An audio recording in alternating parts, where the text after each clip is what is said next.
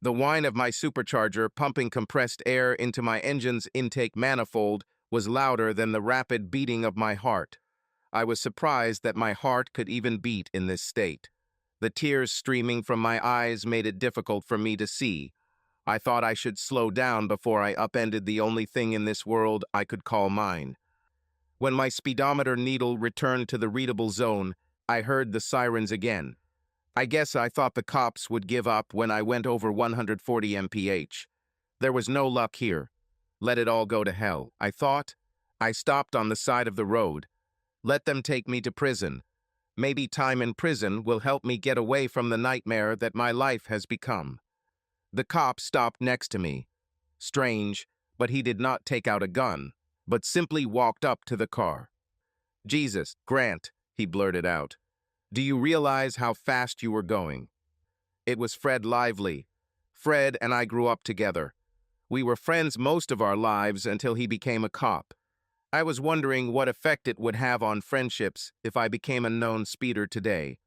I guess I should say I became a felon because in some states, including mine, driving over 150 miles an hour on a public road is a felony. "What's happened?" he asked. Fred was in the hospital earlier when I got there. It was hard to believe, given my current condition and appearance, that today began as the happiest day of my life. I was in the hospital overnight after the birth of my third or first daughter, depending on how you want to count it. I was sent home last night because I was there all day and all night. There were complications with the birth. Nothing life-threatening or life-changing, just a few problems, as they said. Problems may have arisen because my wife, Bonnie, was over 35. It turned out that Brandy, our child, had an inguinal hernia. It wasn't really serious, but it required surgery. And although surgery on a newborn seems really scary, it happens more often than people think. This is especially true now that more children are being born to older mothers. Older is anyone over 30, and my wife is definitely in her 30s. She's 36 actually, and has never been the healthiest person I know, but I love her like there's no tomorrow. I got up and dressed for the occasion today in the t-shirt I ordered to show my pride. Now when I look at her, I understand that she is simply showing my gullibility and stupidity. The t-shirt was the same bright yellow color as my Mustang. It had a big smiley face with its tongue sticking out. Under the smiley face and on the back of the t-shirt was written, "My name is Dad." Since I was a pretty conservative guy, I would never wear anything that bright. Even the color of my car was unusual for me. I was looking for a black Mustang when I bought it, but after I drove this car, I just couldn't return it. Anyway, as I sat in my car and cried, I realized that I, not the t-shirt, was the joke. I was the only one who could be ridiculed here. "I remember when my youngest was born a few years ago," Fred said. "I realized that I was tied up for at least 18 years. I had 18 years ahead of me of paying for everything and putting myself last. 18 years of putting my dreams and desires on the back burner. I went a little crazy." He looked at me as if he knew what I was going through. "I got really depressed and had to see a psychiatrist," he continued. "And then Grace and I weren't having the best time either. I was going through the male version of postpartum depression. It doesn't even have a name, but a lot of guys go through it. I just don't understand how you can suffer from this. You've been waiting so long for this baby. You and Bonnie are two of the most in love people I've ever seen. I guess anyone can relate to that, right?" I said nothing. I just wiped my eyes. It was embarrassing to let another person see me with tears running down my face. "Bonnie is really worried about you leaving the hospital like that," he said. "Why don't I escort you back?" "Fred, I just want to go home to collect my thoughts," I said. "If you allow it, I just want to go home and think. I promise to drive below the speed limit. You can even accompany me if you want." "No need, Grant," he said. "See you later. Be careful." He put on those weird mirrored sunglasses that only cops wear, got back into his police car, and drove back in the direction of the hospital. I drove up to my house and stopped the car. I walked into the house I had shared with Bonnie and our two girls for the past 11 years. I was 23 and Bonnie was 25 when we moved here. I have known Bonnie and Franklin for 11 years. We were almost complete opposites, but we were just perfect for each other. Even at that moment, I was still waiting for her to come into the house and tell me that everything would be okay. But everything won't be fine. Everything collapsed. Things will never be good again. I thought about grabbing a beer and sitting on my porch, but I'm just not like that. I need movement to think. Bonnie believes that sitting back and relaxing is the best way to reflect.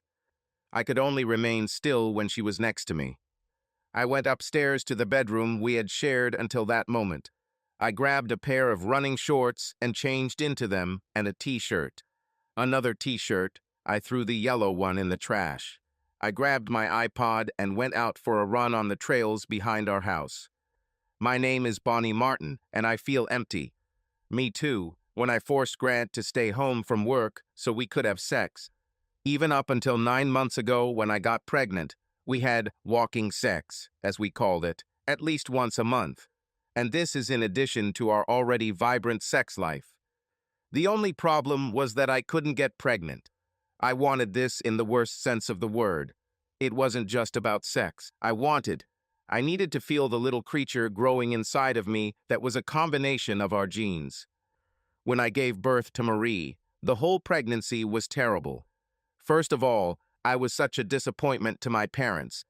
They never expected that I would be the one to get pregnant without being married. They let me live with them and helped me, but the shame on their faces never went away. Don't get me wrong, they love all my girls now, but the disappointment was in me.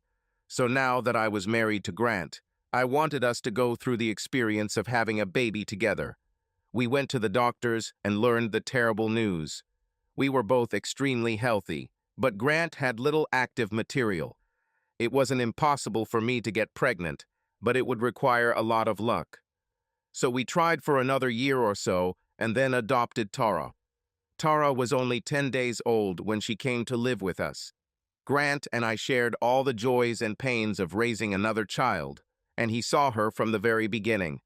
It was 8 years ago, and I remember it fondly. I love both my girls, and Grant is the air I breathe, and I can't live without him. As a gift to him and our family, I still wanted to relive the pregnancy experience. I think I wanted to see life the way pregnant women showed it on TV. When they're lying in bed and the man they love comes up to rub their belly and feel their baby growing inside. I wanted us to take childbirth classes and choose names together. I wanted to walk around the city with my belly sticking out so that everyone who looked at us would know that I was pregnant with his child. Maybe it was my memory of how bad and ashamed I felt when I was pregnant with Marie. Maybe it was the fact that Tara and I shared the experience the way I wanted, but only after she was born. For me, this was only half of what I wanted. Hell, I could have 100 kids with Grant if he wanted me to. I would be pregnant all the time. Maybe I was a little crazy. In retrospect, I now realize that I wasn't a little crazy, I was very selfish. I told my mom that I was tired and wanted to get some sleep. She started kicking people out of the room. After they left, I reached for the table next to the bed and felt such severe pain that I almost lost consciousness. Gasping in pain, my mother returned and hit me on the arm. "Bonnie, do you want to go home?" she barked at me. "If you tear your stitches, Brandy might go home before you. What are you reaching for?" "For my phone," I said. "I need to call Grant." She didn't say anything, just handed me the phone. I pressed the one button and my BlackBerry called Grant's iPhone. Our phones were set up to connect automatically. We each had a different ringtone on the other's phone, so we knew when the other was calling, so there was no need to look at the screen. Even if Grant screened out the calls, my ringtone let him know it was me. The phone rang, and on the second ring it went to voicemail. That told me exactly how upset Grant was. Under normal circumstances, Grant's phone would only go to voicemail after the fourth ring. This meant Grant manually sent my call to voicemail to reject me. He didn't want to talk to me. I pretended to talk to him to confuse my mother. I didn't want her to know we were having problems. She watched, smiling, and when I hung up, she kissed me on the forehead and told me to go to bed. When she turned and left the room, she looked at me. "Why didn't Grant come back here?" she asked. My mother was also in Grant's fan club. He wasn't feeling well," I said. "And the nurse probably told him that since Brandy had some complications at birth, he didn't want to risk infecting her." "Well, that's stupid," my mother said. "Why?" I asked. "I think it's great that he already wants to be careful with his new daughter." "Well, remember, Brandy had to have surgery last night," my mom began. "Grant donated blood, and he told the doctor to make sure his blood only goes to his daughter.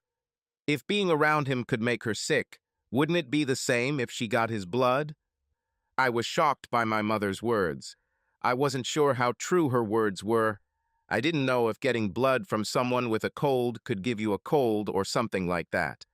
But at that moment, I realized that there was a chance that my entire house of cards could collapse. "Actually," my mother continued, "it was after Grant talked to the doctor again this morning that he rushed out of here. I had to get my mother to leave the room before I collapsed and started sobbing. 'Mom, can you ask Brenda to come over when you leave?' I said. 'I really need to talk to her about something.' My mom looked puzzled. I'm sure she knew something was going on, but she just nodded her head and left the room. I had to be very careful while I was running. In the emotional and psychological state I was in, I really didn't pay much attention to where I was going or what surface I was running on. Trail running is different from track or road running. The surface changes and is different every time you run on it. You should worry about rain much more.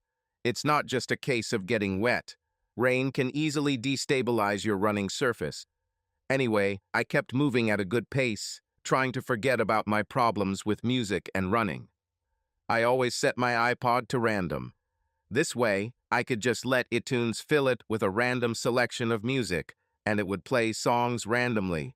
It's like having a different playlist every time I run. My music was as random as the ground I ran across. However, somehow, especially on that day, I realized that there are no coincidences.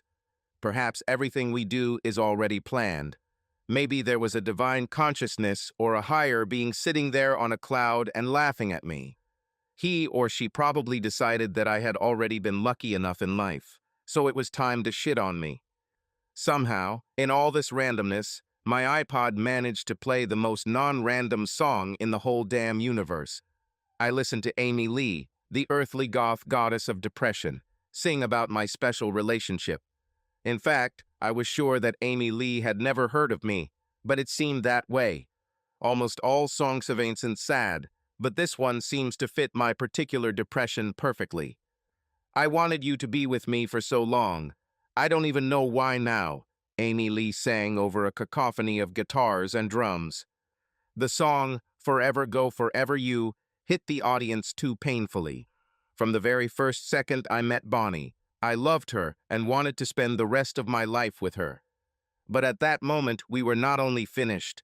It was difficult for me to understand why I loved her at all.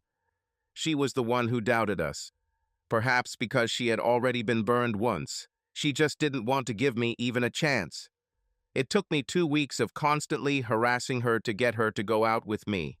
2 minutes into our first date, she tripped, I caught her, and we knew we would never be apart again. Of course, she claims she was just trying to succeed. I often told her that she almost didn't get caught. I was on the verge of giving up on her and dating someone else. As I mentioned earlier, we were complete opposites. I was very popular in high school and college. I played sports and hung out with a crowd that loved to party. I always had a choice of girls to date, but I made it a rule to never settle on just one girl. I just wanted to have fun. I wasn't ready or willing to be committed to a relationship with any one woman. There were simply too many things I would have to give up if I were tied down. There were a lot of girls who thought they were going to trap me. No one succeeded. They've tried it all. Cheerleaders, girls next door, artists, models, nerds, they all took their photos. and they all failed. I knew that someday, perhaps when I turned 50, I would settle down, but not much sooner. It was like that song from one of those damn Elvis movies my grandma used to make me watch with her. I need to live in order to do something.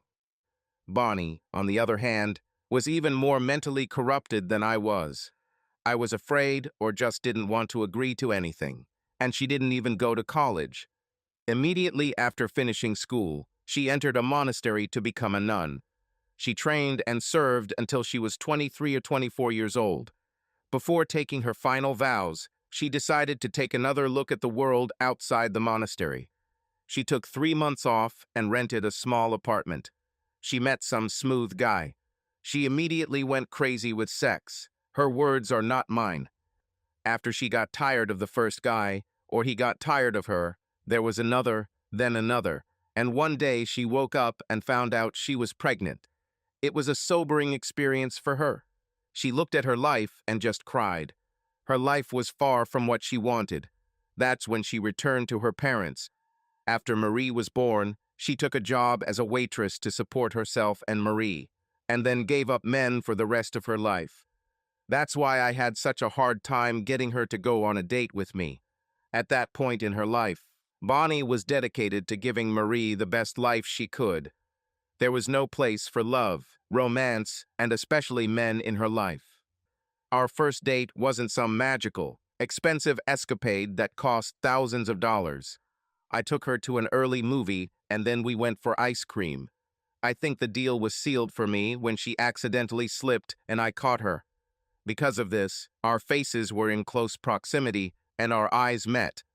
It was magical for me. I saw my future with her, and then I realized that she was the woman to whom I could devote myself. She often said things like this to me. The one I love the most sounds very corny, but she said she saw her children in my eyes. Yes, children are plural, and at the time I didn't have any, but she only had one. The first meeting with Marie was frightening. I knew that any future I had with Bonnie depended on Marie. We were supposed to go to the park on our first date, which we took Marie on, but Bonnie still wanted to knock my socks off. Perhaps this is also a good time to have some fun. Bonnie is not some waif, skinny supermodel with 5-foot legs. Bonnie is very beautiful, but she is a little overweight. She's not fat or huge. She's just not skinny. She has big legs, a big butt, and huge breasts. I wouldn't trade her for all the money in the world. I love snuggling against her big soft thighs when we sleep. Anyway, back to the date. I was more nervous about meeting Marie than I was about meeting Bonnie's parents. After Bonnie introduced us, I smiled and the little girl came up to me and looked at me. She broke into a smile and began to speak quickly. "Hi, my name is Marie. I'm 3 years old," she said. All this merged into one stream of words. She stopped and held up 4 fingers, showing me that she was 3 years old. "Do you know how to play any games? What about jacks?" "I love playing jacks, but I'm not very good at it," she said. I got some of this. I remembered that girls in my area played jacks, but I never tried it. I shrugged, and she jumped up again. "Okay, don't worry about it. I'll teach you, okay?" She quickly ran out of the room. Bonnie must have heard her footsteps and ran into the living room, half-dressed. Her blouse was still open, and I saw her bra-covered tits for the first time. I froze in place. What pissed me off was the look of anger on her face. "What did you do with her?" She snapped. "Maybe you should just leave. This won't work." I was so confused that I didn't know what to do. On the one hand, I did nothing to the little girl. I'm not much of a kid person, but I thought this one was adorable. I really wanted to be close to her. On the other hand, Bonnie's anger was making it harder for her to breathe, and her heaving chest was taking its toll on me. I opened the door and got ready to leave. "I'm really sorry you feel that way," I said. "I thought we had something special." "Me too," she said. Suddenly, Marie reappeared with a small suitcase. She looked at me, then back at her mother. "Where are you going?" she asked me. "I thought we were going to play jacks. I have to teach you how to do this." I should have gone and taken the jacks. You can't play without jacks. She grabbed my hand and pulled me back through the door, then looked at her mother. Mom, did you make him go home? No, honey, I want him to stay too, Bonnie said. Then she noticed that her shirt was unbuttoned and began to button it. From then on, the three of us were inseparable. We got married and a few years later adopted another girl. Every day I loved Bonnie more, and I loved my girls too. I didn't think my life could get better until about 9 months ago when Bonnie told me she was pregnant. The astronauts on the International Space Station probably heard our screams that day. It's not that we loved our girls any less, but we both really wanted it and thought we'd have to do without it. I already knew that Bonnie had strong feelings about how she wanted the pregnancy to proceed. I was worried whether I could live up to her expectations. Many women's romantic fantasies revolve around poetry, a trip to Paris, or an elegant romantic event. For my Bonnie, the most romantic, erotic, and sensual thing two people can do is have a child together. You often hear the saying that when two people are in love, their souls merge when they make love. For Bonnie, the ultimate expression of love is having a child with the man you love. She had chafing all over her belly, running out in the middle of the night for pickles and going for ice cream. Every day she became bigger and happier. She also became even more horny, if that was even possible. I also had to reassure her that the few pounds she had gained only made her more attractive to me. I had to develop a kind of radar to determine exactly what she needed to hear and when she needed to hear it. Like I said, yesterday had to be the happiest moment of my life, other than the day Bonnie first told me she loved me and the day she agreed to marry me. But all the happiness that came from wearing stupid t-shirts and handing out bubblegum cigars to everyone I met yesterday paled in comparison to the despair I felt when an overworked doctor said those 3 terrible words. As mentioned, I made it to the hospital very early, waking up from 2 hours of sleep, then taking a quick shower, putting on jeans and my ridiculous t-shirt. When I arrived at the hospital, I asked the doctor if I needed to give more blood, and he told me that they were fine, but if they needed blood, it would be better if it came from her mother or her biological father. Her biological father, I thought. Who the hell was I? Seeing my reaction, the doctor realized that he had screwed up. He apologized several times and realized he may have exposed himself to a lawsuit. Suddenly, the room became much smaller, and I found it difficult to breathe. I had all these mixed thoughts running through my head. Why wasn't I the child's biological father? Wait, was I supposed to be him? I was not Marie's biological father. I was not Tara's biological father. So was I supposed to be Brandy's father? Marie is not mine. Tara is not mine. Now it turns out that Brandy is not mine either. And obviously, when it came down to Bonnie herself, she wasn't mine either. She was definitely sleeping with someone else, and she knew it. After 11 years of marriage, she knew how I felt about her, so I'm sure she knew what it would do to me. She probably also knew that Brandy was not mine, so in addition to cheating, she was also deliberately misleading me. None of them were mine.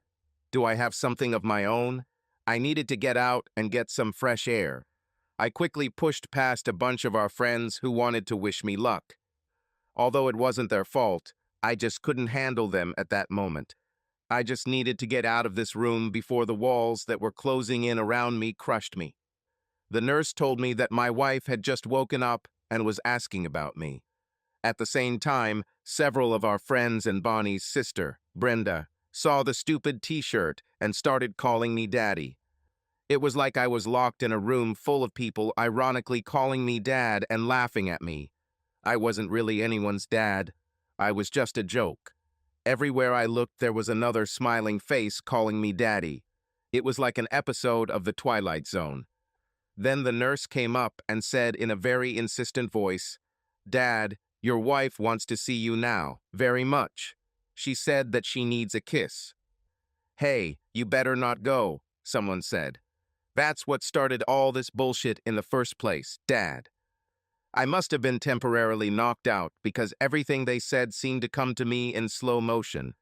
Their voices sounded distorted and unnaturally deep, and everything they said, despite their innocence, was dripping with sarcasm. Dad, Dad, your wife wants to see you, Dad.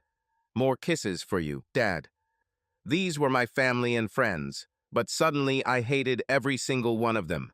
If I could press a button and detonate a bomb at that moment, the hospital would be a smoking crater in the middle of the city right now. Go to hell, I screamed with all my might. Everyone in the room stopped and stared at me. Apart from the beeping machines and computers, there was dead silence. The next thing I remember was starting the car in the parking lot and hearing the sound of tires shredding as I pulled out of there. Lost in thought, back on the trail, I ran faster and faster over the uneven ground, with only Amy Lee's sad cry as my companion. Brenda Franklin entered the room and stood next to her sister's bed. At first glance, the two sisters couldn't be more different. In fact, the differences were even greater. Raised with similar values, one would expect the sisters to share similar personalities and values, but this is not the case.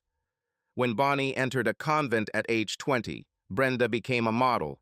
Bonnie was either voluptuous or stocky, depending on how generous you were. Brenda was very slim, as her career required. Bonnie could go shopping and most people wouldn't even remember seeing her. The men's heads almost fell off their necks trying to catch a glimpse of Brenda. Bonnie went crazy with sex after leaving the convent. Brenda experimented during college and looked at sex as just another function of the human body.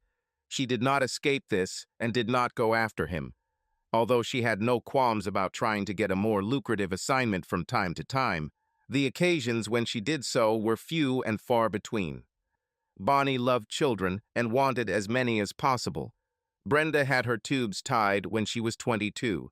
She didn't want to risk her career or livelihood because of an unwanted pregnancy. Her sister's misfortune was extremely significant for her. Bonnie loved her husband more than she could express in words. Brenda had never felt anything like what Bonnie said. Bonnie was sure that Brenda just needed to meet the right man under the right circumstances. Sometimes she tried her best to fix her sister. Brenda very gently rebuffed her sister's attempts at marriage. She knew that when she was ready, the right man would be nearby. Brenda looked at her sister lying in the hospital bed. She shook her head. All this nonsense about young mothers looking radiant was pure nonsense. Bonnie looked terrible. Her hair was everywhere. She had no makeup on and looked like she was about to cry. There were several pipes in it, pumping God knows what combination of chemicals in her veins. There was no way Brenda was going through all this just to give the world another mouth to feed. And yet, her sister, even after the birth of the child, should have gained 20 pounds. She was very lucky that Grant loved her because it took months to lose the weight.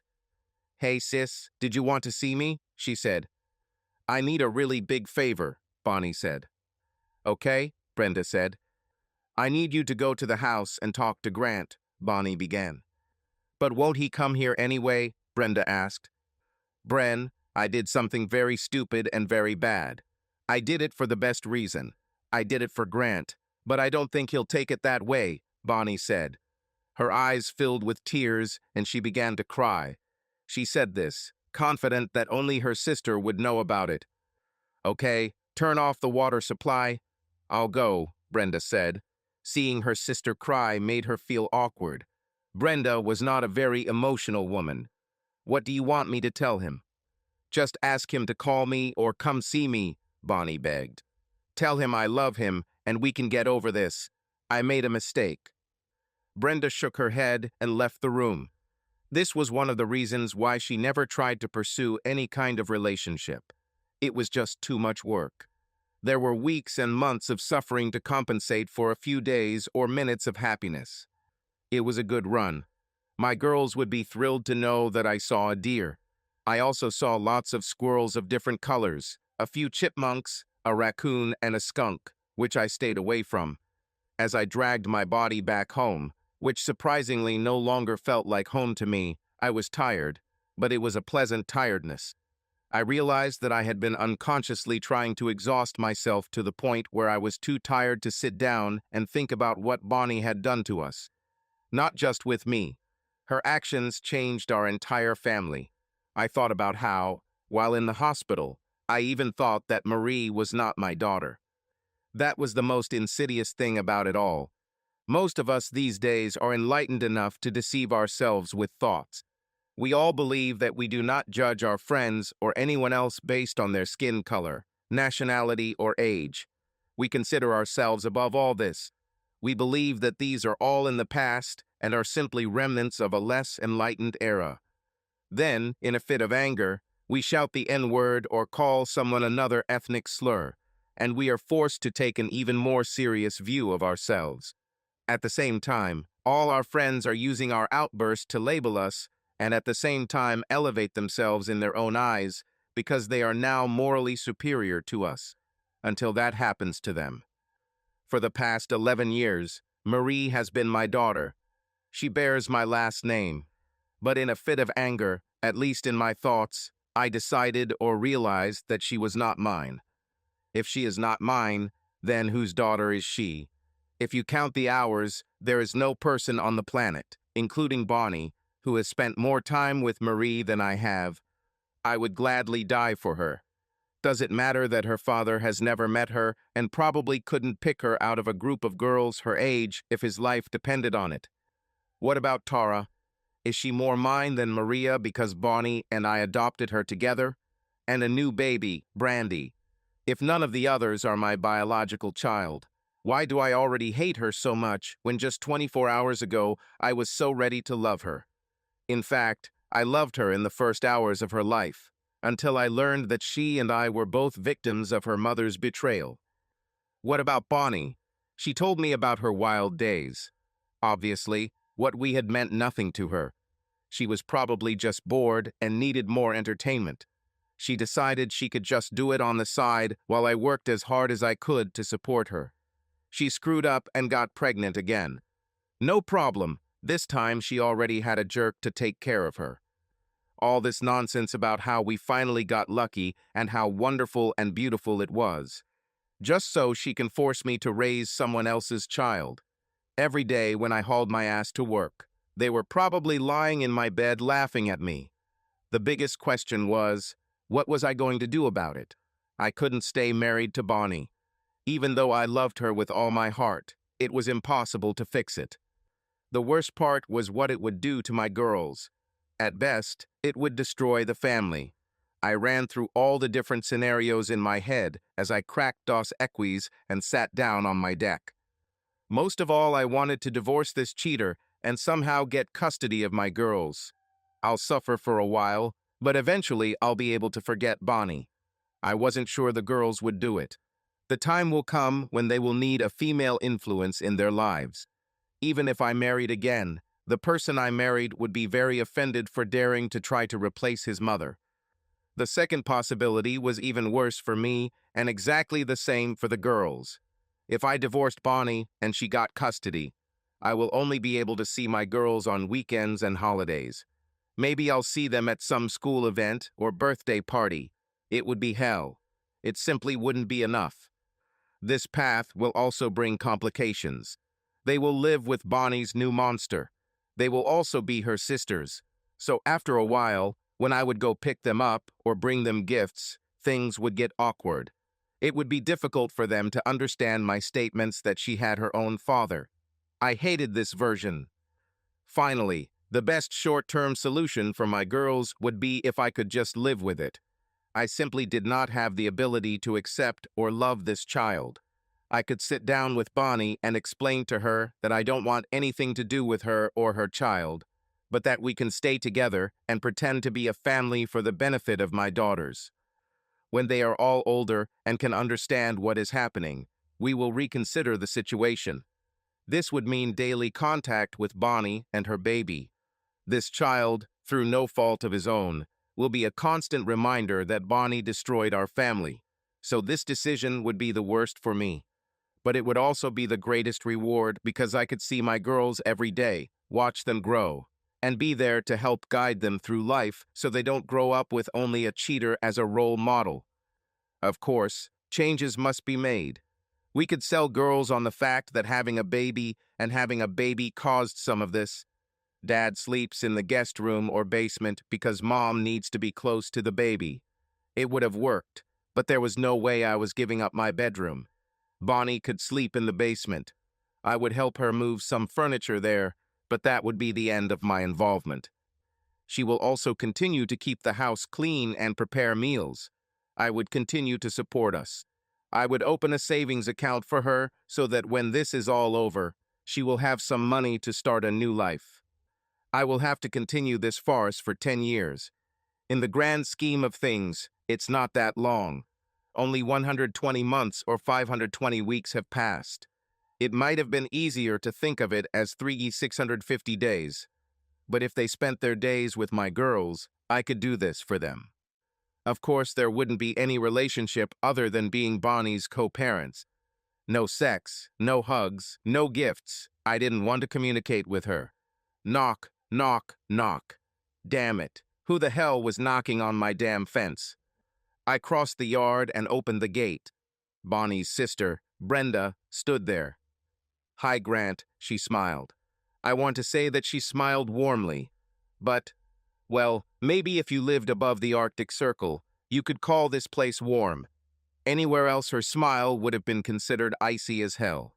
I knew she didn't mean anything by it. She was just Brenda. I grabbed her and hugged her. As usual, she just stood there and let me. She didn't return the hug. It was like hugging one of those stuffed mannequins or an inflatable doll. "Bonnie wants you to call her," she said.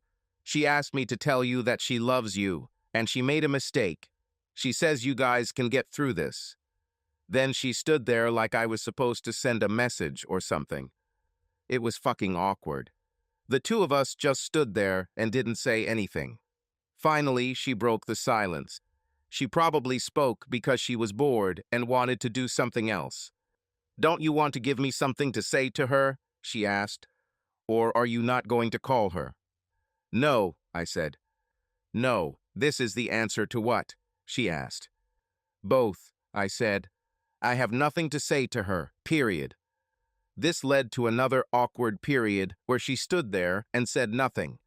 I wanted to say something stupid, like, "The weather is nice," but I didn't. So she had to talk again. "Look, Grant, don't you need to talk or anything?" she asked. I could tell from the look on her face that she was just asking to be polite, but she didn't really want to be there or be a part of it.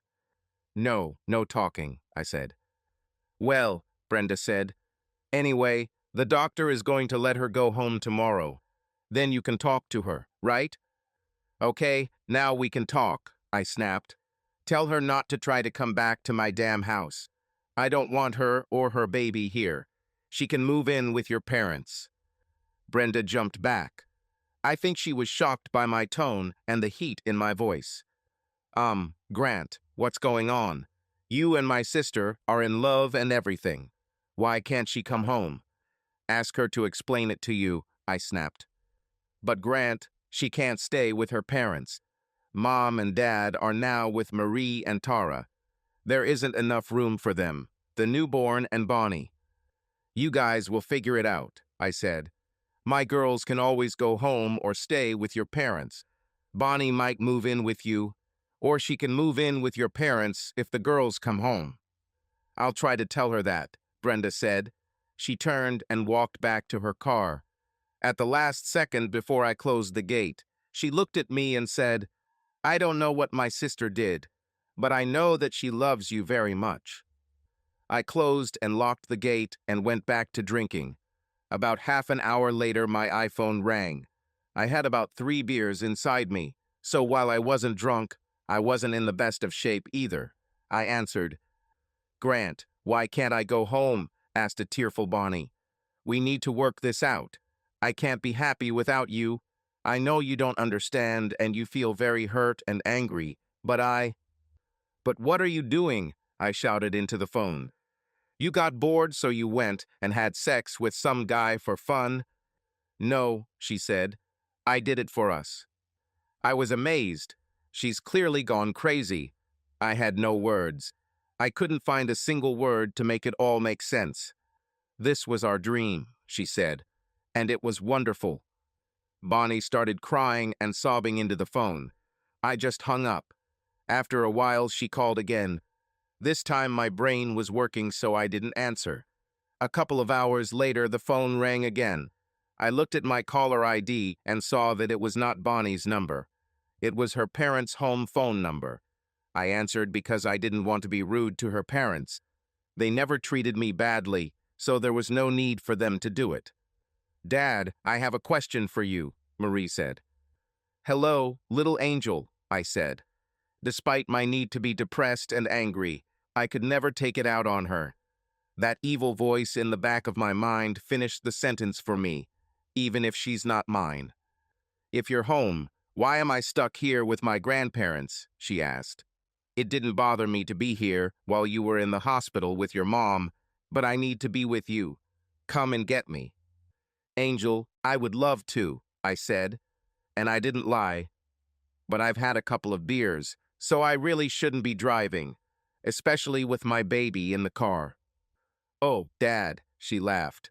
"I'm no longer your baby. I'm your teenager now. I'm 14. "Marie, you will always be my baby," I said. "It doesn't matter what happens or what anyone says." Before she could respond, I heard another voice in the background. "Daddy, I'm your baby," Tara said. "Brandy can be Mommy's baby, and I can be yours since Marie is so grown up now." I couldn't stop laughing. Bonnie's father then came on the line. "Grant, what's going on?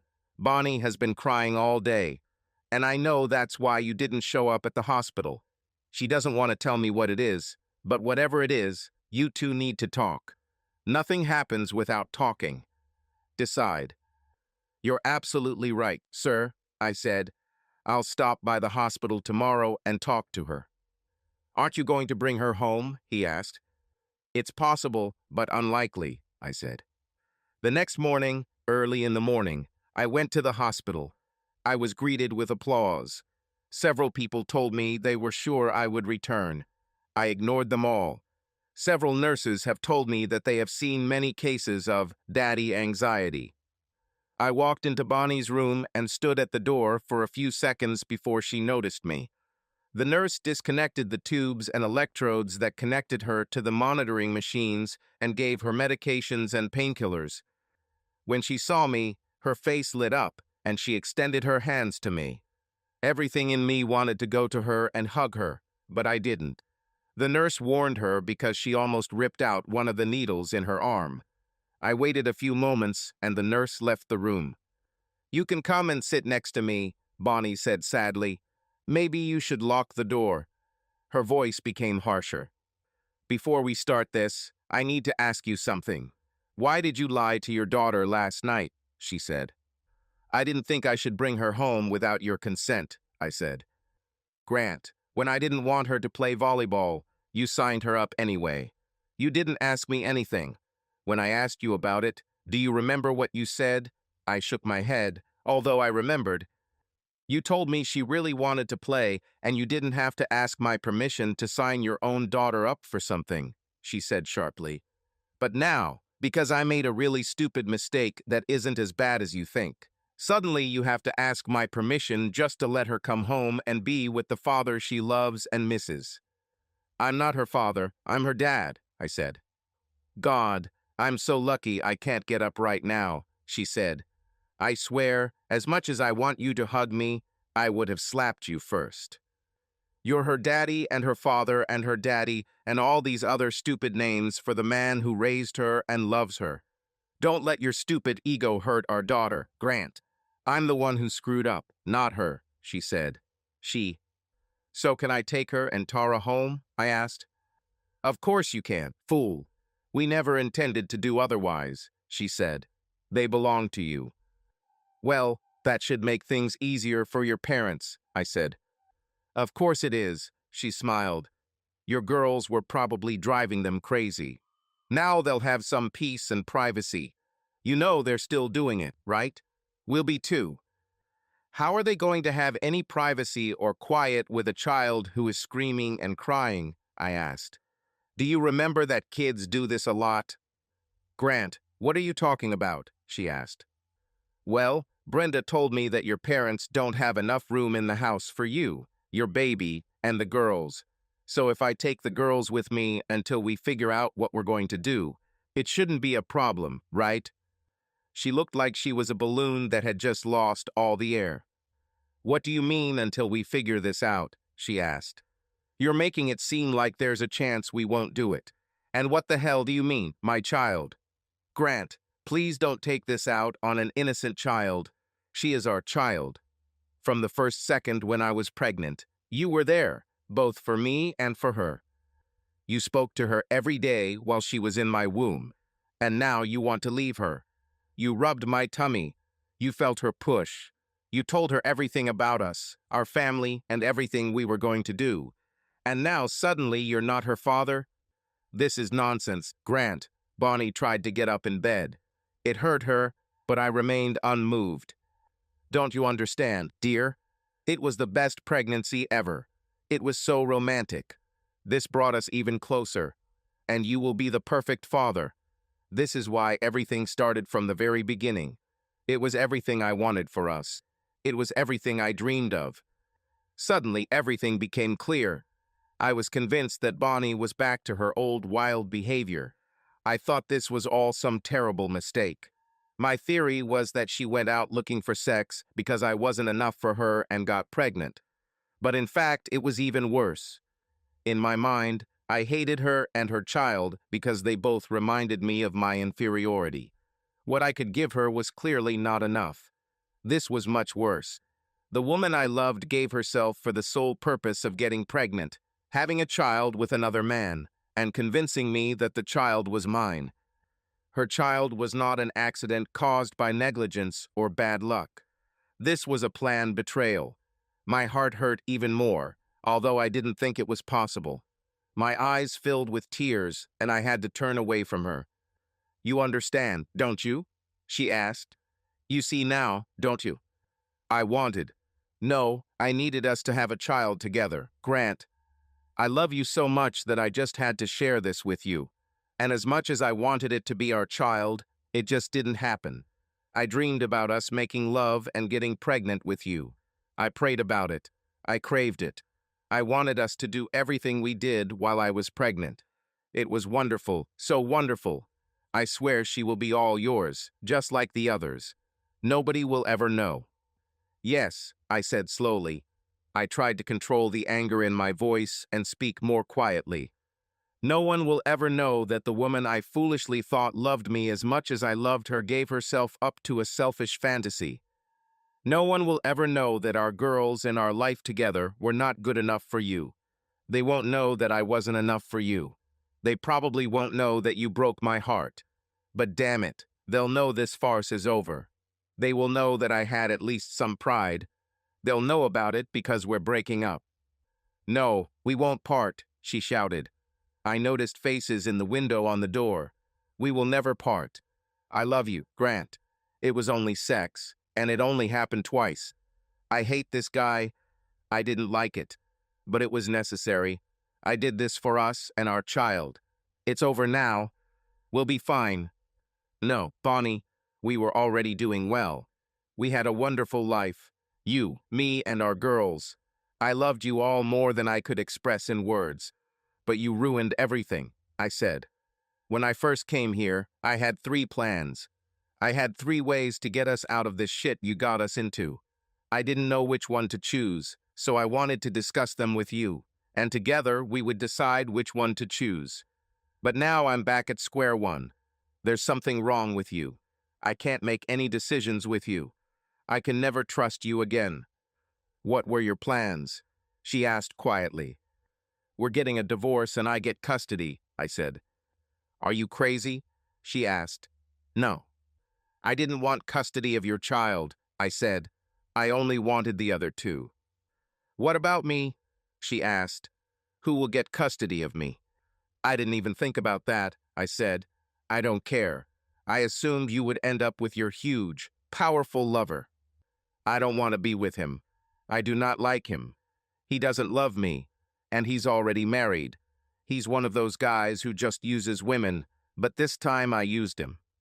Bonnie looked at me with pleading in her eyes. We heard the key being turned in the lock, but the door did not open. "Are other plans better? I don't really like this one," she asked.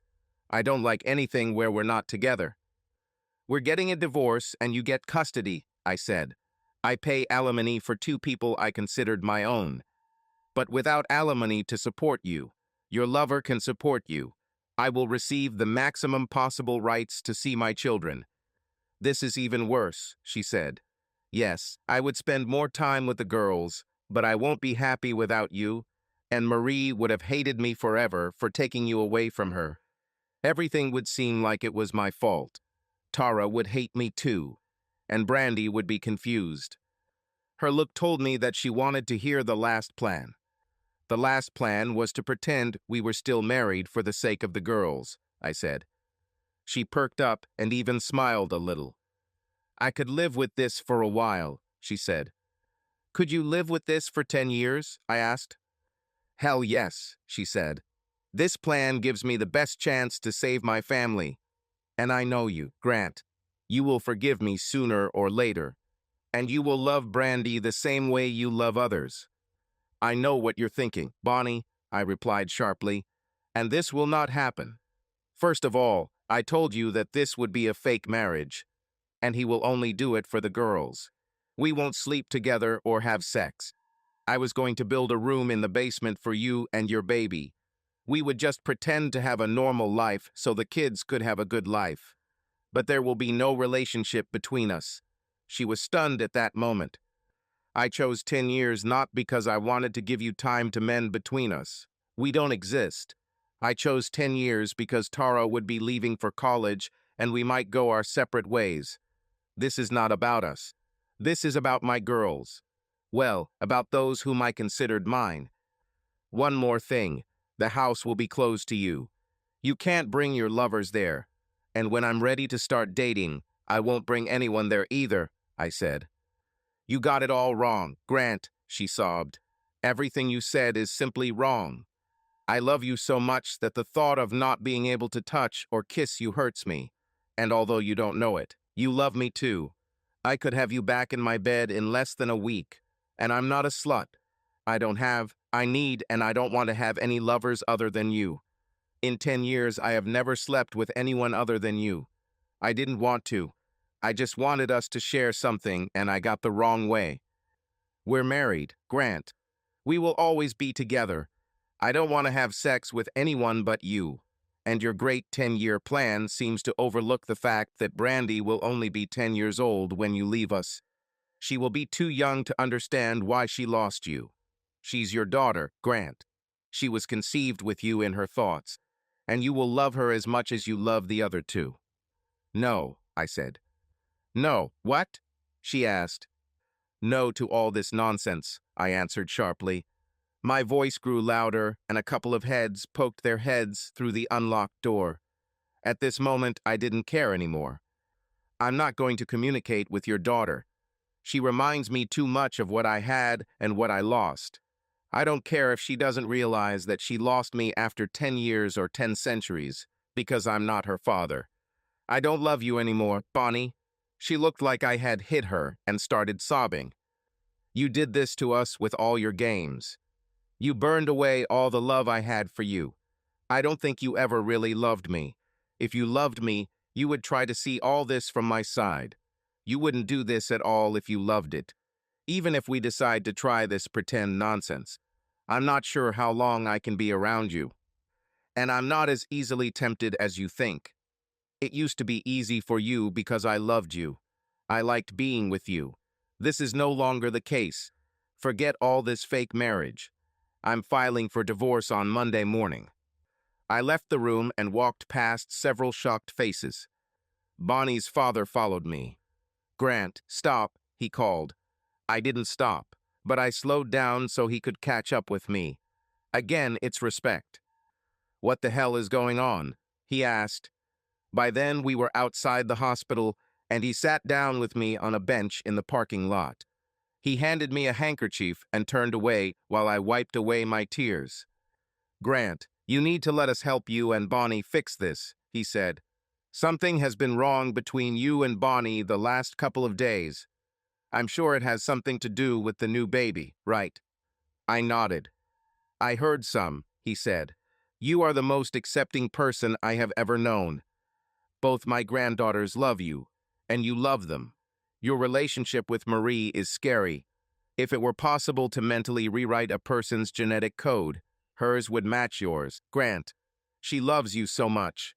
Why were you screaming about Bonnie's daughter?" "Bonnie's maternal instincts seem to be malfunctioning," I began. "As you said, I love Marie like my own daughter. Most of the time I forget that she is not mine. I think she forgets sometimes too. It doesn't matter. I love her and Tara as if they were mine. I entered this relationship with my eyes open. I consciously choose to love them both." But that wasn't enough for Bonnie. She wanted another baby so badly that she went out and had sex with some guy just to get pregnant. It appears this was not a one-time occurrence. I'm not sure I believe her that it only happened a few times. I don't know if I can trust her at all. She planned it all.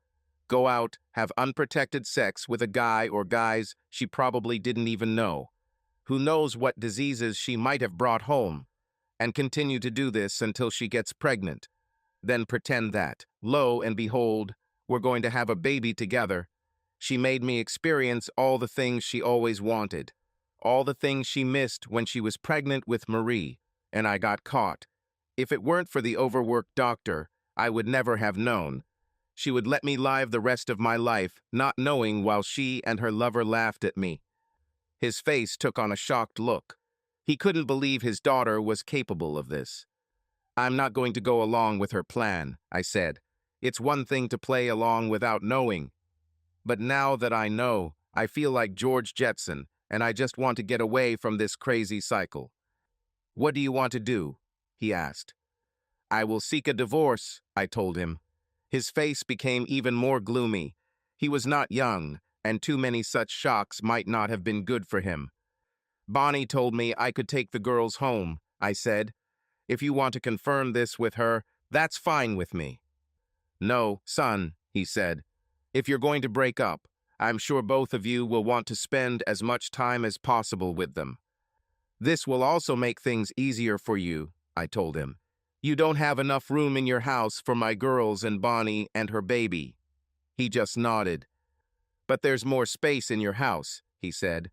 "You could all fit comfortably there. That's why you stayed in that big old house your parents left you after you married Bonnie.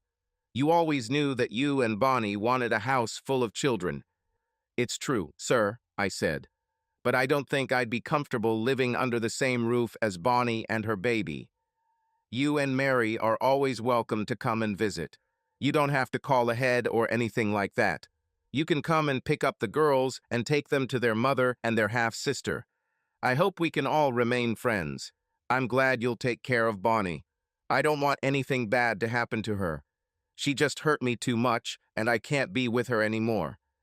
"You don't think this is temporary, do you?" he asked. "No, sir," I said. "And when you talk to her, please remind her that agreeing to the divorce is in her best interest.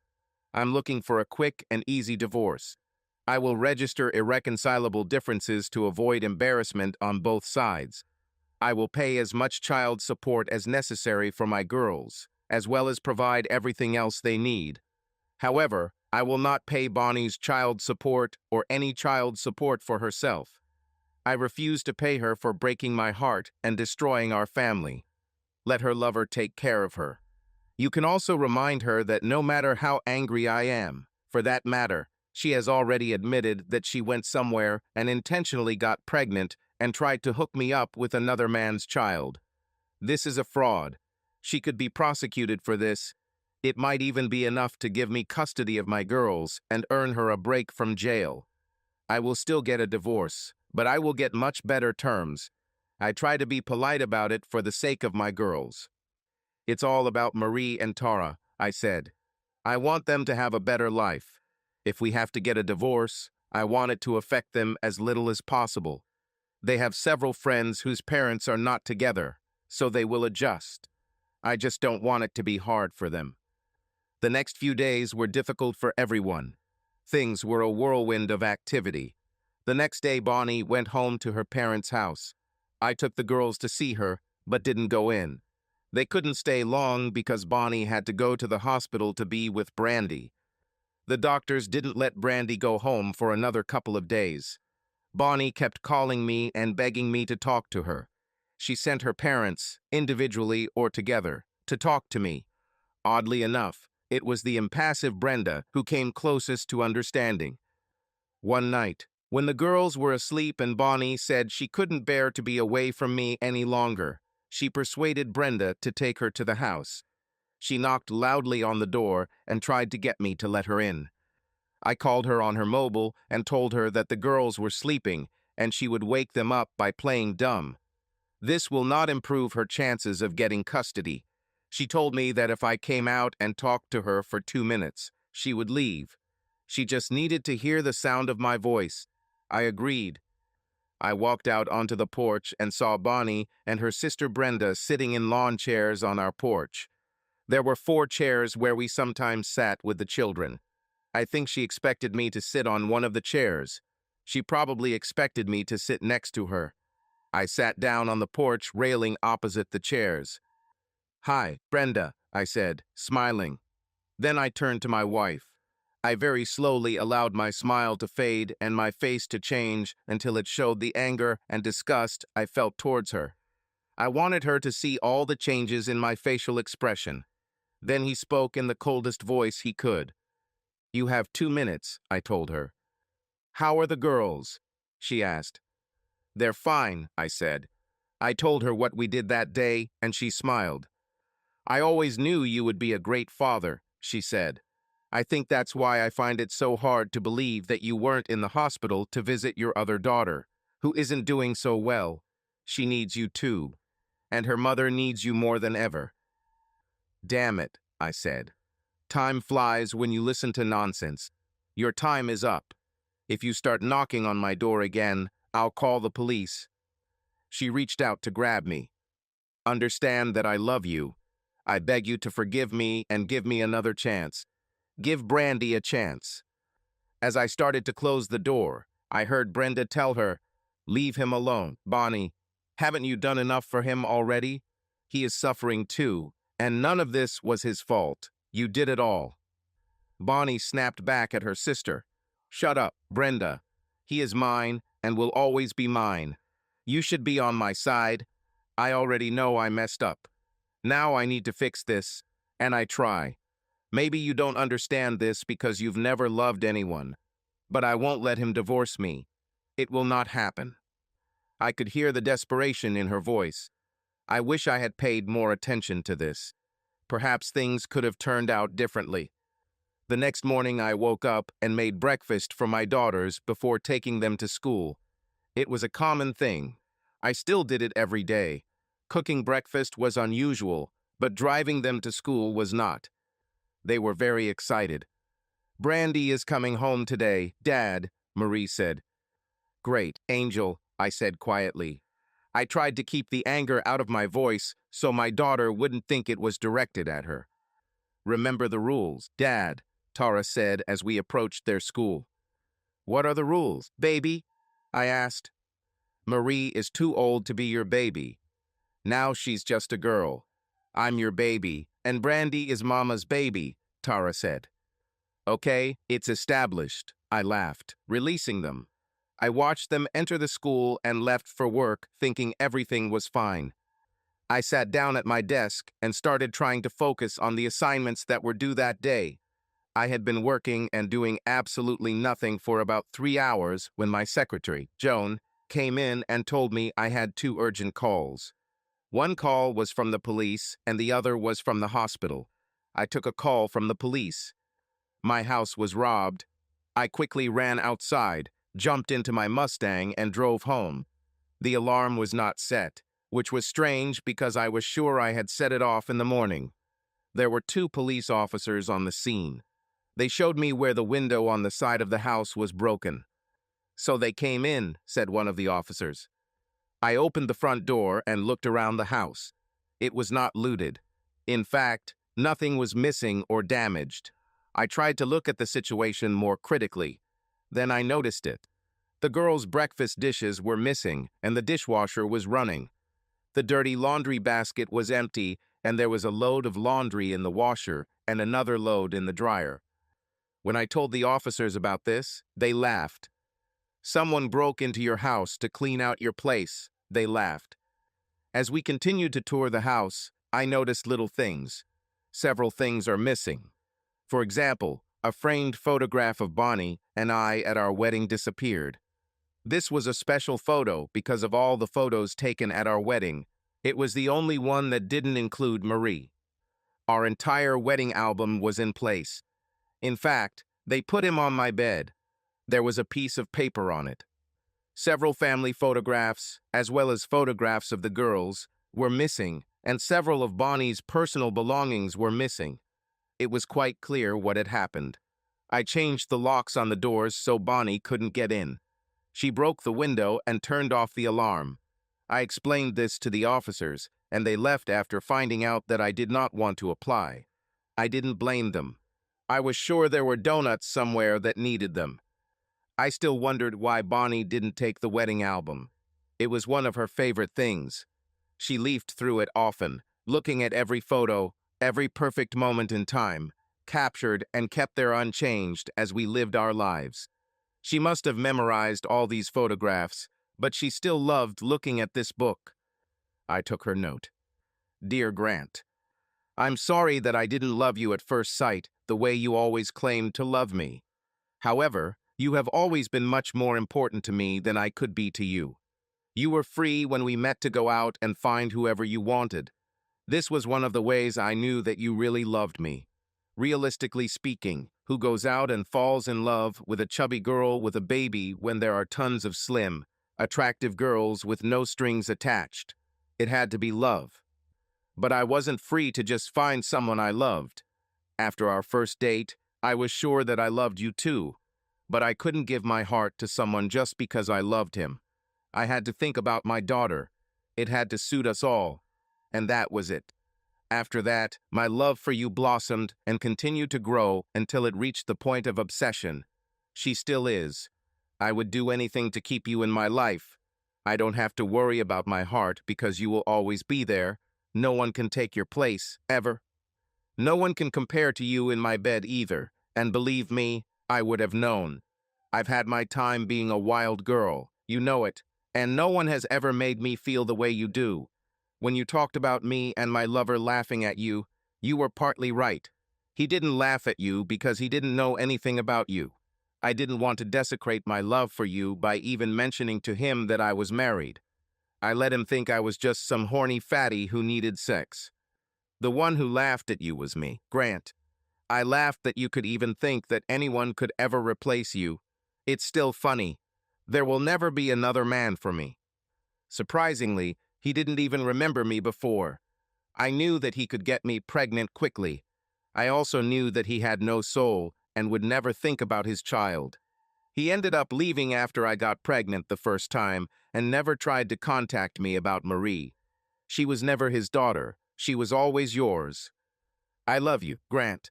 I really thought it would be good. I didn't enjoy sex. I didn't kiss him.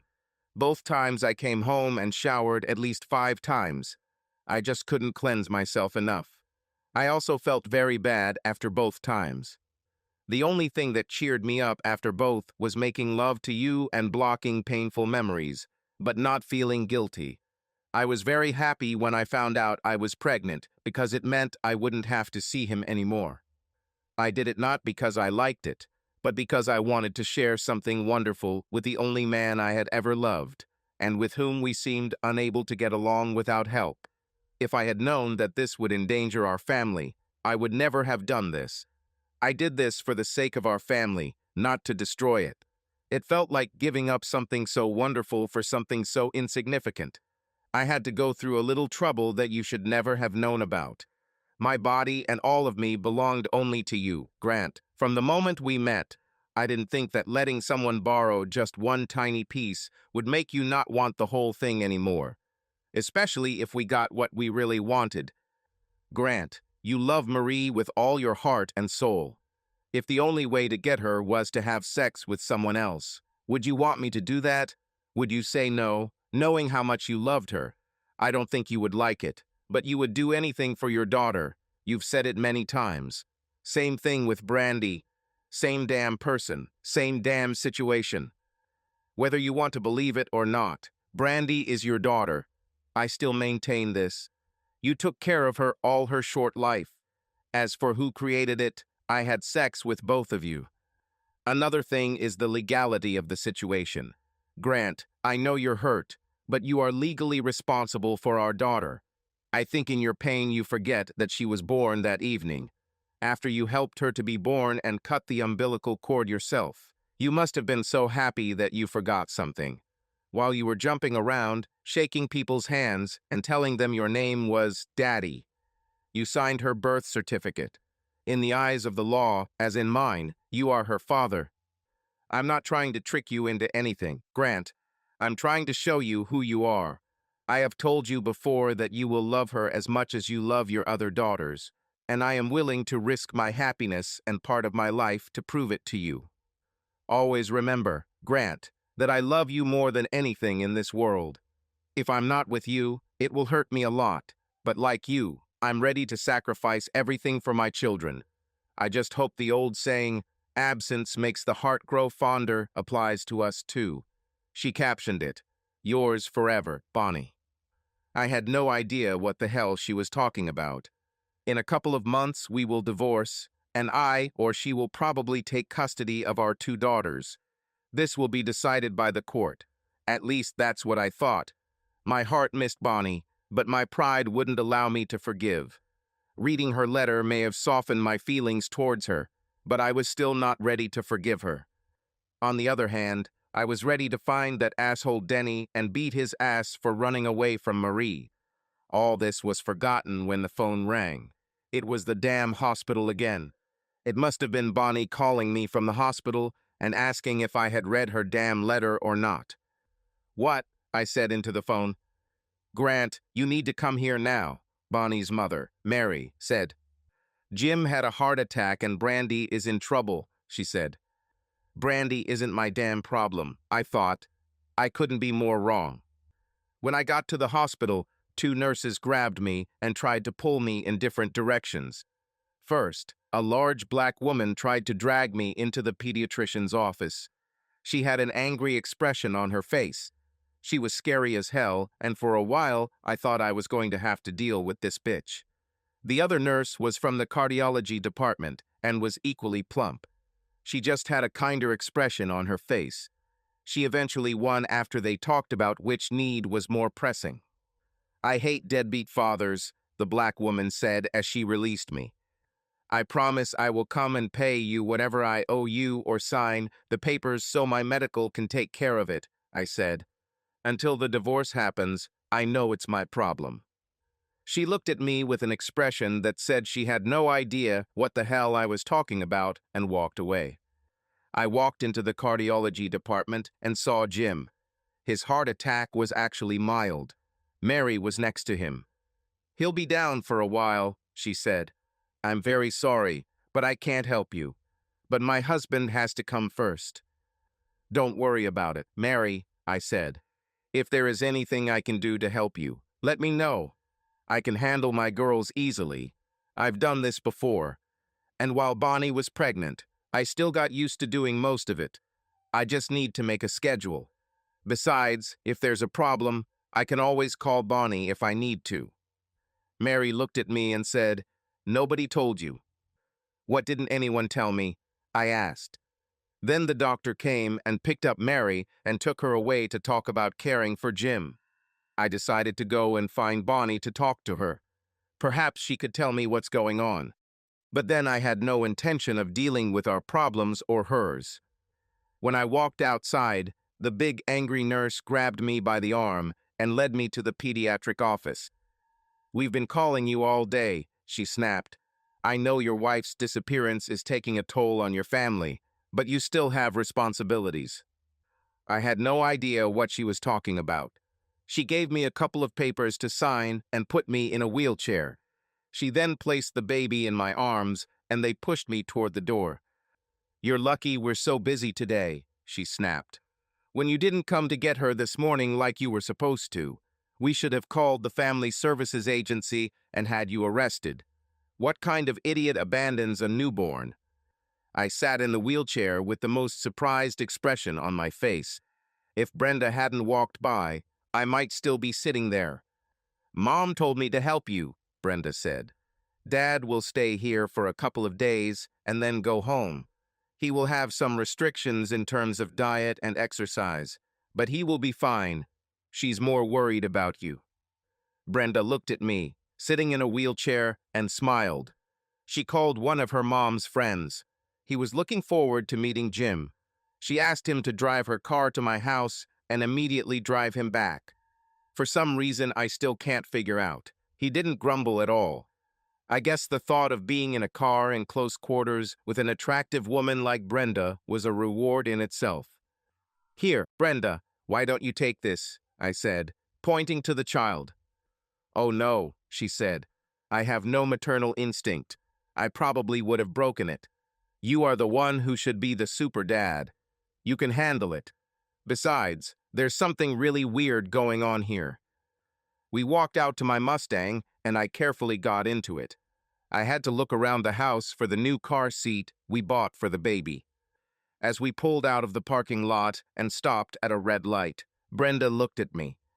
"It's the weirdest damn thing," she said. "What?" I asked.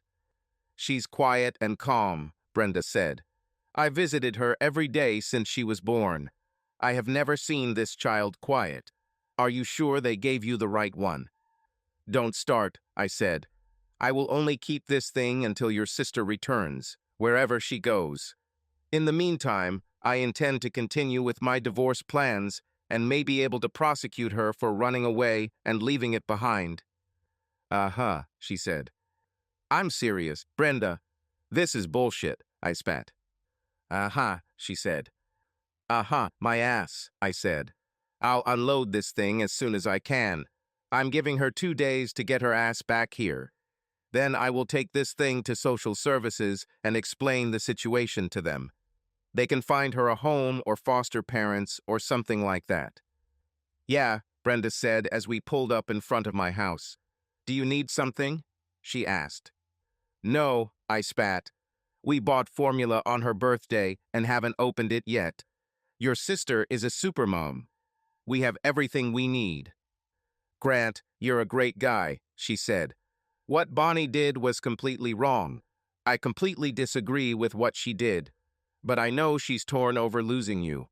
I think in some ways she likes being a mom, but she started to resent this child. That's why she left. She needs to get her head in order. It wasn't good for the child when Mom blamed her for ruining your family. Please don't put this on her. She's just a child. You can just wait and work out your problems with Bonnie when she gets back."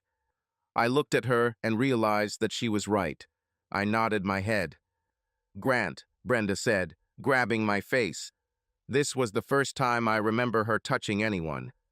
"What I said earlier about you being the only one with whom she was calm, I meant it.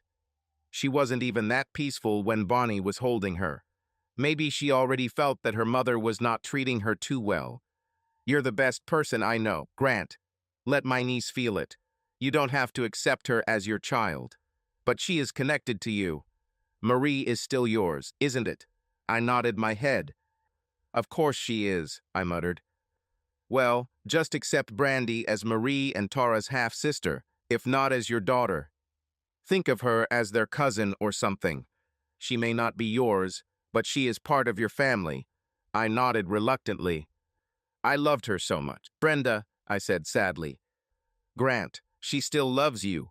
She didn't give up on you at all, and she won't leave with anyone. For her, there is only you," she said. She was about to say something else, but we were interrupted.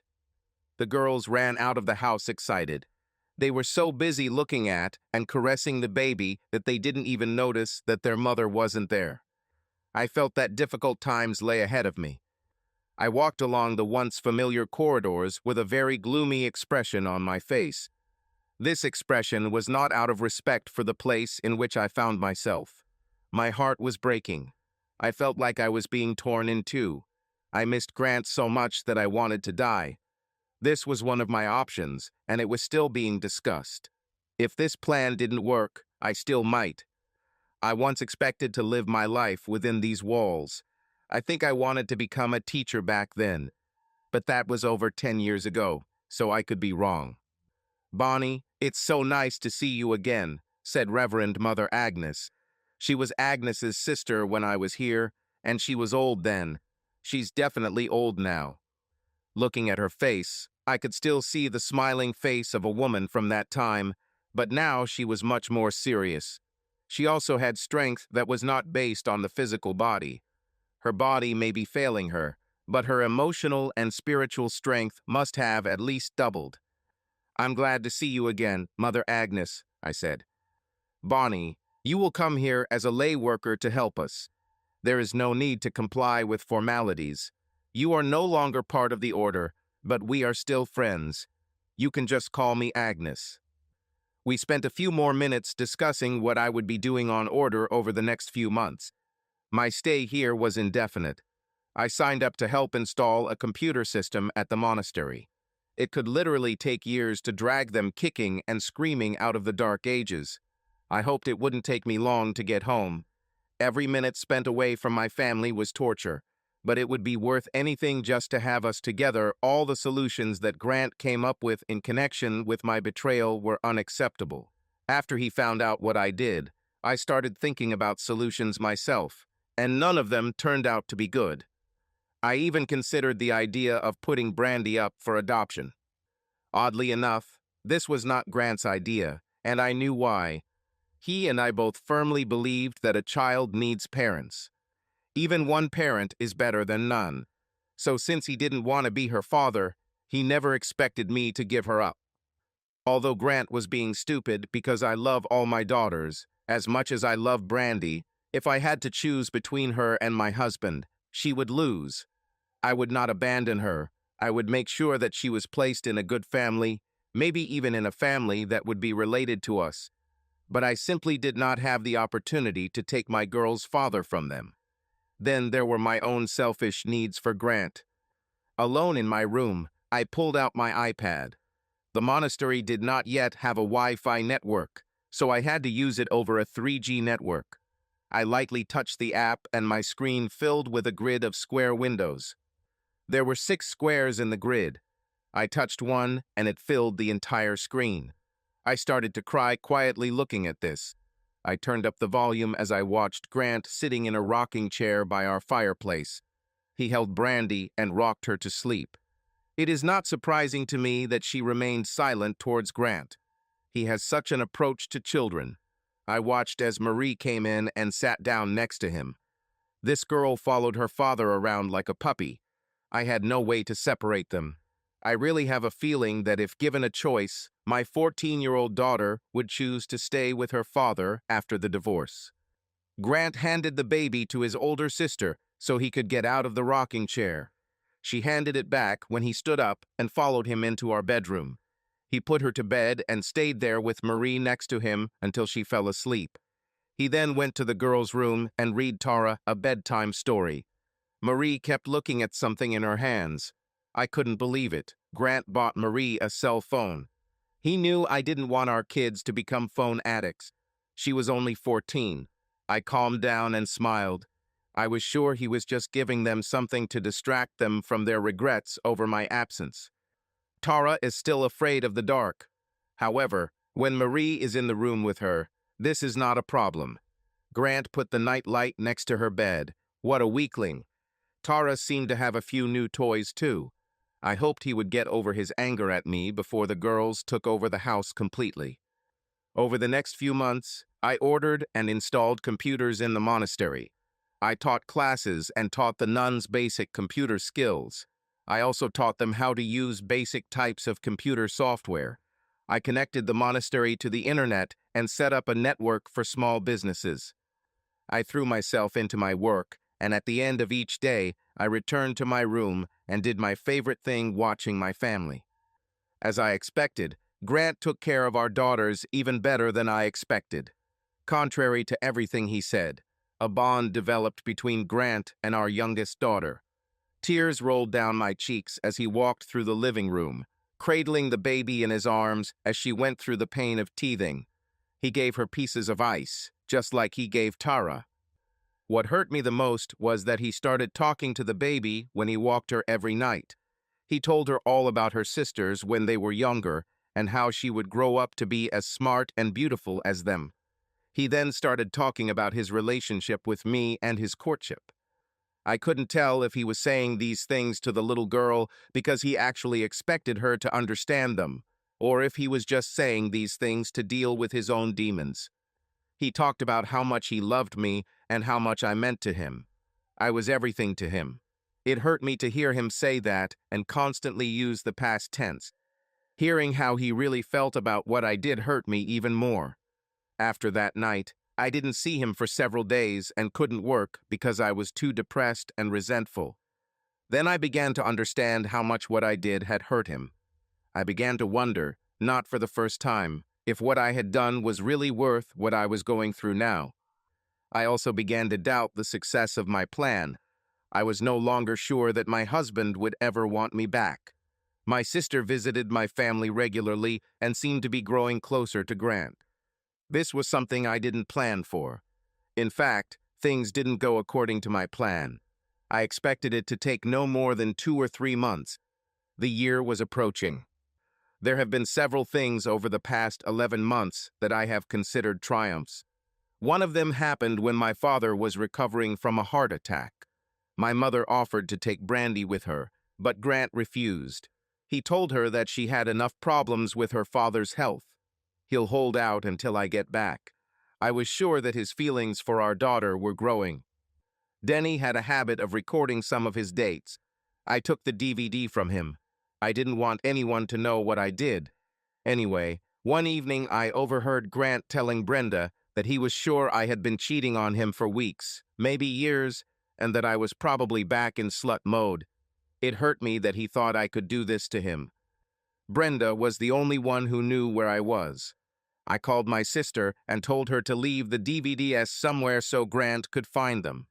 Brenda asked Grant if she could look through my clothes for something to wear while she helped him do the housework. As he and Grant looked through the drawer, trying to find a sweatshirt for her, Grant discovered DVDs.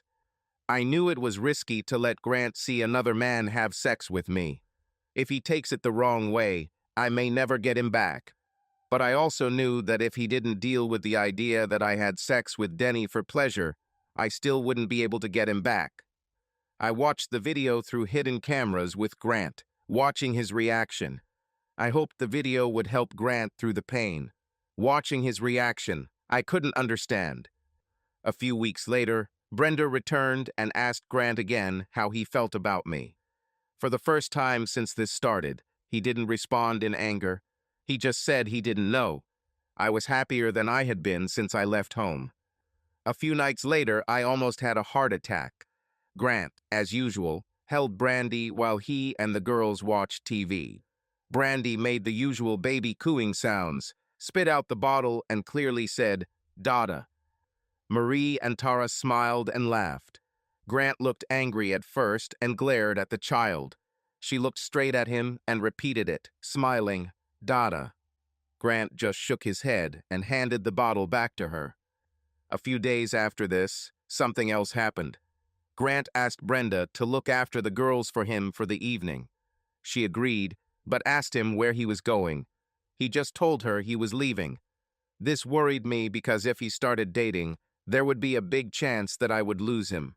I only had a few months left in our state before Grant could divorce me, so I couldn't risk him dating. I went to the bar to have a drink. Okay, it wasn't an accident. I chose this particular place and this particular time for a reason. I did some research and found out who this Denny guy was. He was local trash.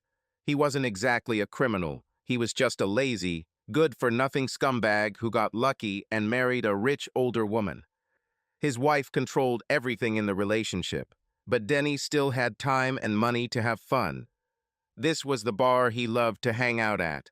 I came here looking for answers. He had several friends to whom he liked to brag about his exploits. He was already serving when I sat down at the bar near his table. He was bragging about some dancer he was supposedly with. I joined the conversation as if I were one of his old friends. "Dude, you've moved up in the world," I said. "Denny, I've been out of town for about a year. I went to Cali. You should take a look at the girls I brought with me." My use of his name really made him think he knew me. "California, huh?" he asked. "Maybe we should get together." "I'm not sure you can handle it," I laughed. "Last time I was here, you snuck off with some stocky girl." "Oh, please," he said. "These older married women are a real challenge. Seducing some young girl is fine, but when you are being chased by a larger, older, married woman, then you realize that you are something." I nodded my head as if I almost believed him, but needed convincing. I leaned over and told him to meet me in the parking lot so we could talk. Of course, his friends wanted to come, but I told them that if he vouched for them after we met the girls, then maybe we could bring them next time. They even paid for my beer. Denny and I headed out to the parking lot with big smiles on our faces. He was grinning because of his addiction, and in anticipation of what he thought was about to happen to him. I smiled because of what was about to happen to him, too. Let me set the stage for you. Danny is a pretty big guy, even bigger than me, but his wife tamed him to a large extent. He looked like those toothless old tigers at the zoo. He looked intimidating to guys who were smaller than him and more domesticated.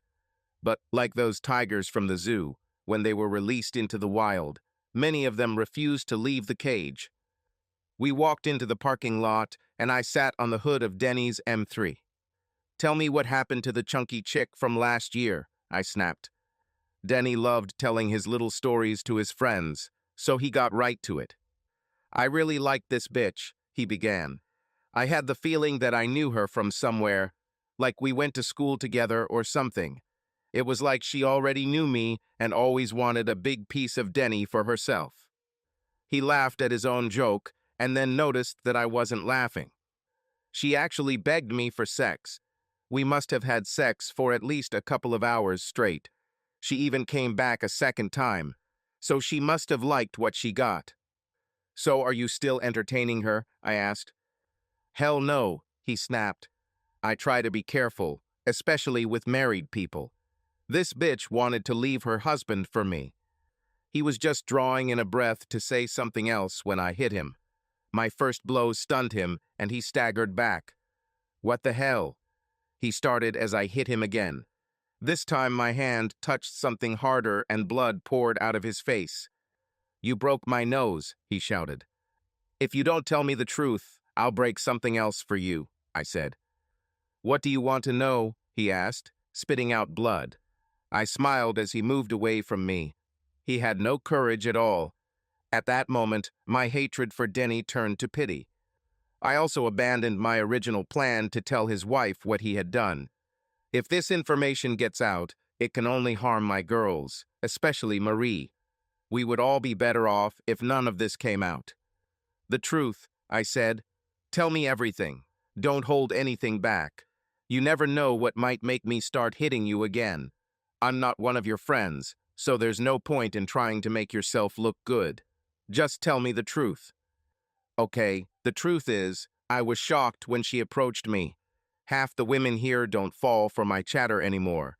So when this woman approached me, I didn't care that she was a little overweight. She was beautiful. And she had big tits. It was free sex. Why refuse a gift from fate? But the sex was terrible. Hell, she didn't even take her clothes off. She acted like she didn't want me to touch her at all, and after all, she showered me with insults." He looked at me, waiting for a reaction. "I was sure I would never see her again," he continued.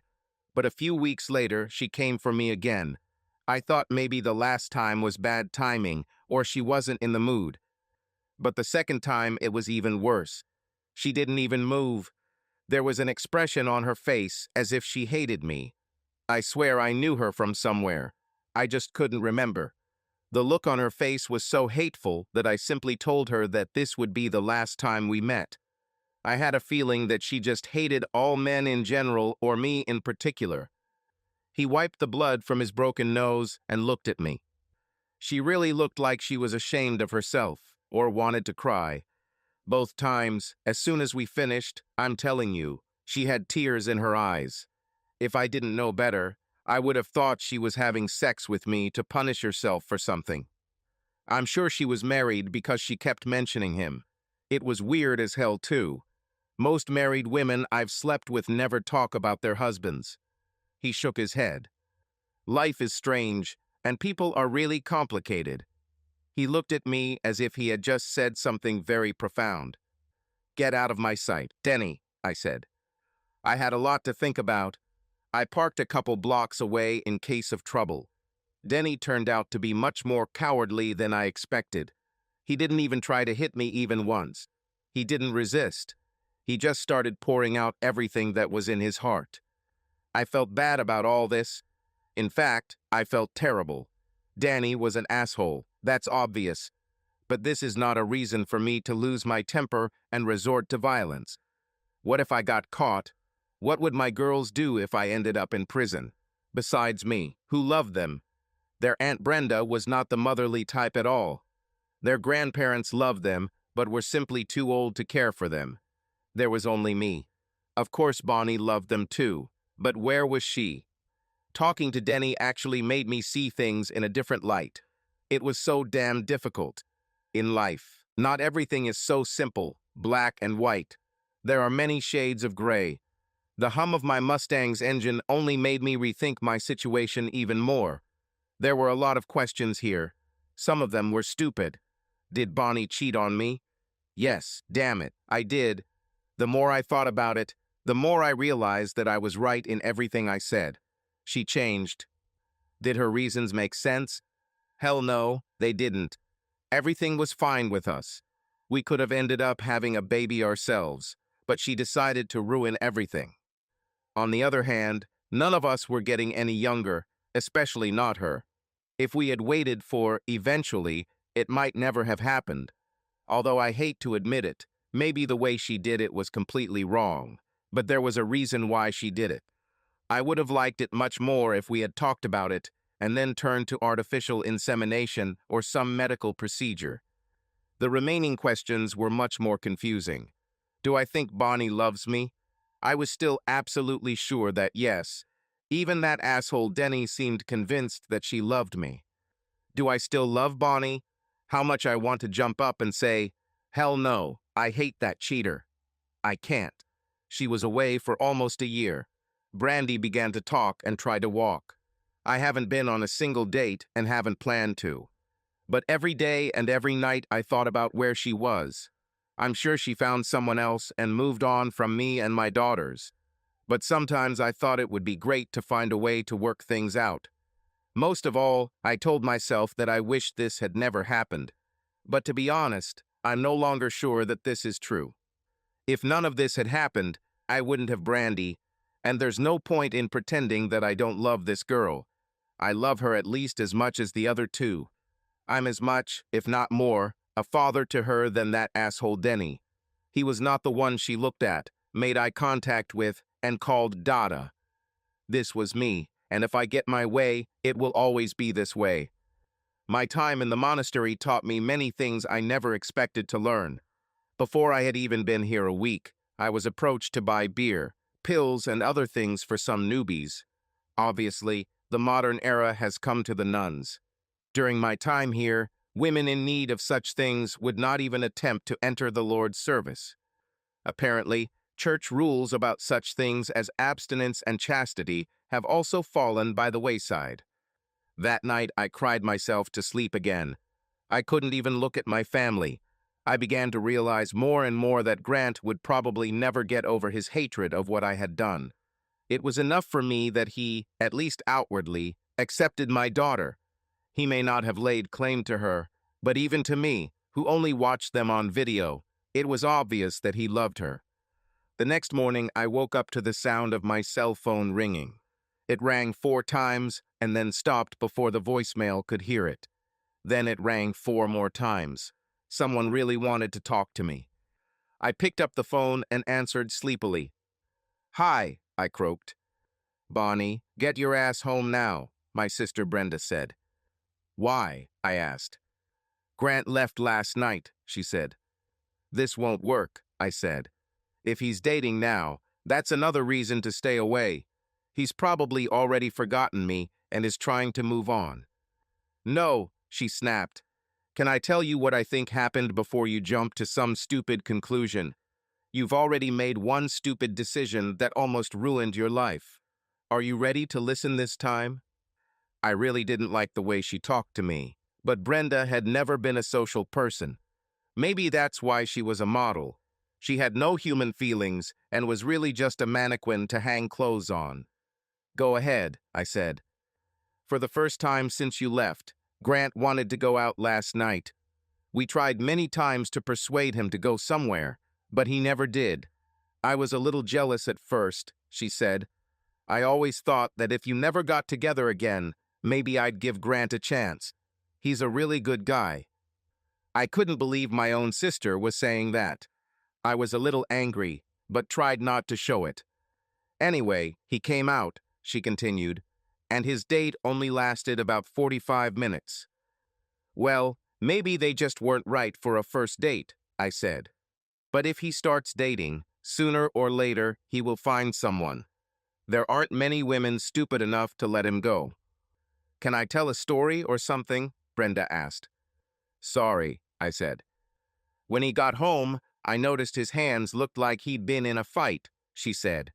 My sharp intake of breath made her laugh. "You still love him," she said, laughing. "Of course I do," I answered sharply. "In all of this, there was never a question of whether I loved him. I will love Grant until everything is over, and maybe even after that. Go ahead, keep going." So I asked him about it, and he said he fell. He's a really bad liar, isn't he? Who uses their fists to catch themselves when they fall. But he didn't want to talk about it, so I didn't press it. This morning, one of my friends told me that his old friend Denny was badly beaten. His lips were swollen so that they looked like a ball, and his nose was broken. I went into the house again early in the morning so that the girls could help prepare me breakfast. I am their only female role model since their mother abandoned them. "What choice did I have, Brenda?" I said. I started crying. So, we sat down at the table. Marie said a prayer, as always, and Grant added your name at the end. Marie made a mocking face. Tara just thought about it. After breakfast, I asked Grant why he did it, and he said he's been thinking about you a lot lately. So I asked him if that's why he started dating. He just smiled and said he didn't think he'd ever really look for someone to replace you. That's for him. It's just not interesting. I asked him if he still loved you. For the first time since you left, he wasn't angry. He just said that he loved you with all his heart, and that what he regretted most about this whole situation was that he never talked to you about all this before you left. But he hopes you're happy, wherever you are and whoever you're with. But he didn't send me away, I objected, and I'm with no one but him. So shouldn't you go home and tell him that? She asked. I didn't answer her. I grabbed my bag and keys and ran out to the car, clutching my phone. I didn't waste time getting ready or changing clothes. I just ran out to the car in my long flannel night robe. Surprisingly, none of the men I saw at gas stations along the way even noticed that anything was wrong or said a word. It was always women and girls who pointed at me and laughed. My phone rang again. I looked at the screen and saw that it was Brenda again. I answered. "Well, have you thought about what I asked?" she asked sharply. "Let's say I'm seriously considering it," I laughed. "Great," she said. "You can be crazy sometimes, but you're still a great sister, and I think you both need each other. And you may be a soulless dummy with a completely flat ass, but you are the best sister in the world," I said. Then I hung up and concentrated on driving. We were late home that evening.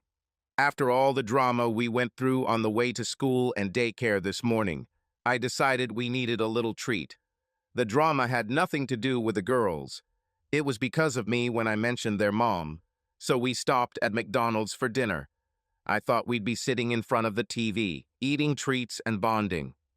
This idea seemed doomed, because as soon as Marie got into the car and hugged me, she started again. "Why did you mention her, Dad? She left us. We don't need her," she said. "Marie, dear, there is a difference between the words love and need," I said. "I think I understand why you're confused. You're going through the same thing as me. At first, I was really hurt by what she did. I don't know why she did it, but she did it. After I found out about it, maybe I didn't handle it as well as I could have. I think your mom just felt like she was backed into a corner and had nowhere to go. So she just went away to think about it." Marie didn't really know all the circumstances. She and the other girls were too young for that. All she knew was that her mother had disappeared. "No, Dad," Marie answered sharply. "She ran away. All these stories about taking responsibility for your actions. But when it was her turn, she ran away. She left you and me and Tara, even Brandy." "You're right about that," said Tara, who had just gotten into the car. We continued talking about it all the way to the daycare center where we picked Brandy up. Then we talked about it all the way to McDonald's. Then, as usual, other questions arose. For example, Tara, who tried to imitate her older sister. Tara decided that since Marie spent so much time on her phone, she, at 10 years old, needed a phone too. This was the main topic of discussion when we entered our house. "Tara, you're only 10, Marie said. "Daddy won't buy you an iPhone. You're still little." "No," Tara said. "Look at the trend. When Dad was young, no one had a cell phone until they were 20 and got a job. You got a phone when you were 14. I need a phone now, and I'm 10. Brandy will get a phone when it'll be 5, and she'll be going to school. That way she can call Daddy if her applesauce is too cold or someone says something mean to her." Tara was so caught up in her argument that she didn't even notice, unlike the rest of us. Marie was holding bags of food. She immediately dropped them, and her mouth fell open in surprise. Tara turned around to see what made her sister drop her food. I held the hand of tiny Brandy, who slowly took a few hesitant steps. Now that she understood the general principle of walking, she wanted to walk all the time unless she was tired or afraid. When she saw Bonnie coming out of the bedroom, Brandy immediately reached out to me. Marie stood with her mouth open in surprise and anger on her face. "Hey, Mom, don't I deserve an iPhone?" Tara asked without missing a beat. "What does your dad say?" Bonnie asked as she walked past her. She walked straight towards Brandy. "Can I hold her?" she asked, reaching out to her. Brandy didn't want that. She screamed "Daddy" and began to cry even as Bonnie's hands moved closer to her. Bonnie stepped away from Brandy, who calmed down when I picked her up. "Why are you here? Have you forgotten something?" Marie asked. I watched Bonnie's face as she answered. "I missed you girls, and I missed your daddy," she said slowly and calmly. "And someone told me that maybe your dad isn't so mad at me after all."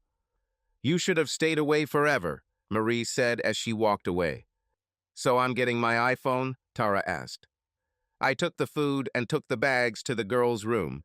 Marie found them a movie to watch while they ate, and I promised her we'd talk later. I walked back into the living room with Brandy in my arms as usual. She was starting to fall asleep, and it was around the time I used to walk around the living room with her, talking to her until she fell asleep. "Wow, you feel like you're at home," I said to Bonnie. Her eyes sparkled, and she smiled at me. "Actually, this is what I was wearing when I talked to my sister on the phone this morning. I jumped out and came here right away. I didn't even bother changing or getting ready. When she said maybe you and I can talk, that was enough," Bonnie said. "Is there someone you should call or something?" I asked. This brought another smile from her. She sat back on the couch and just watched as I began to walk around the living room, cradling Brandy in my arms.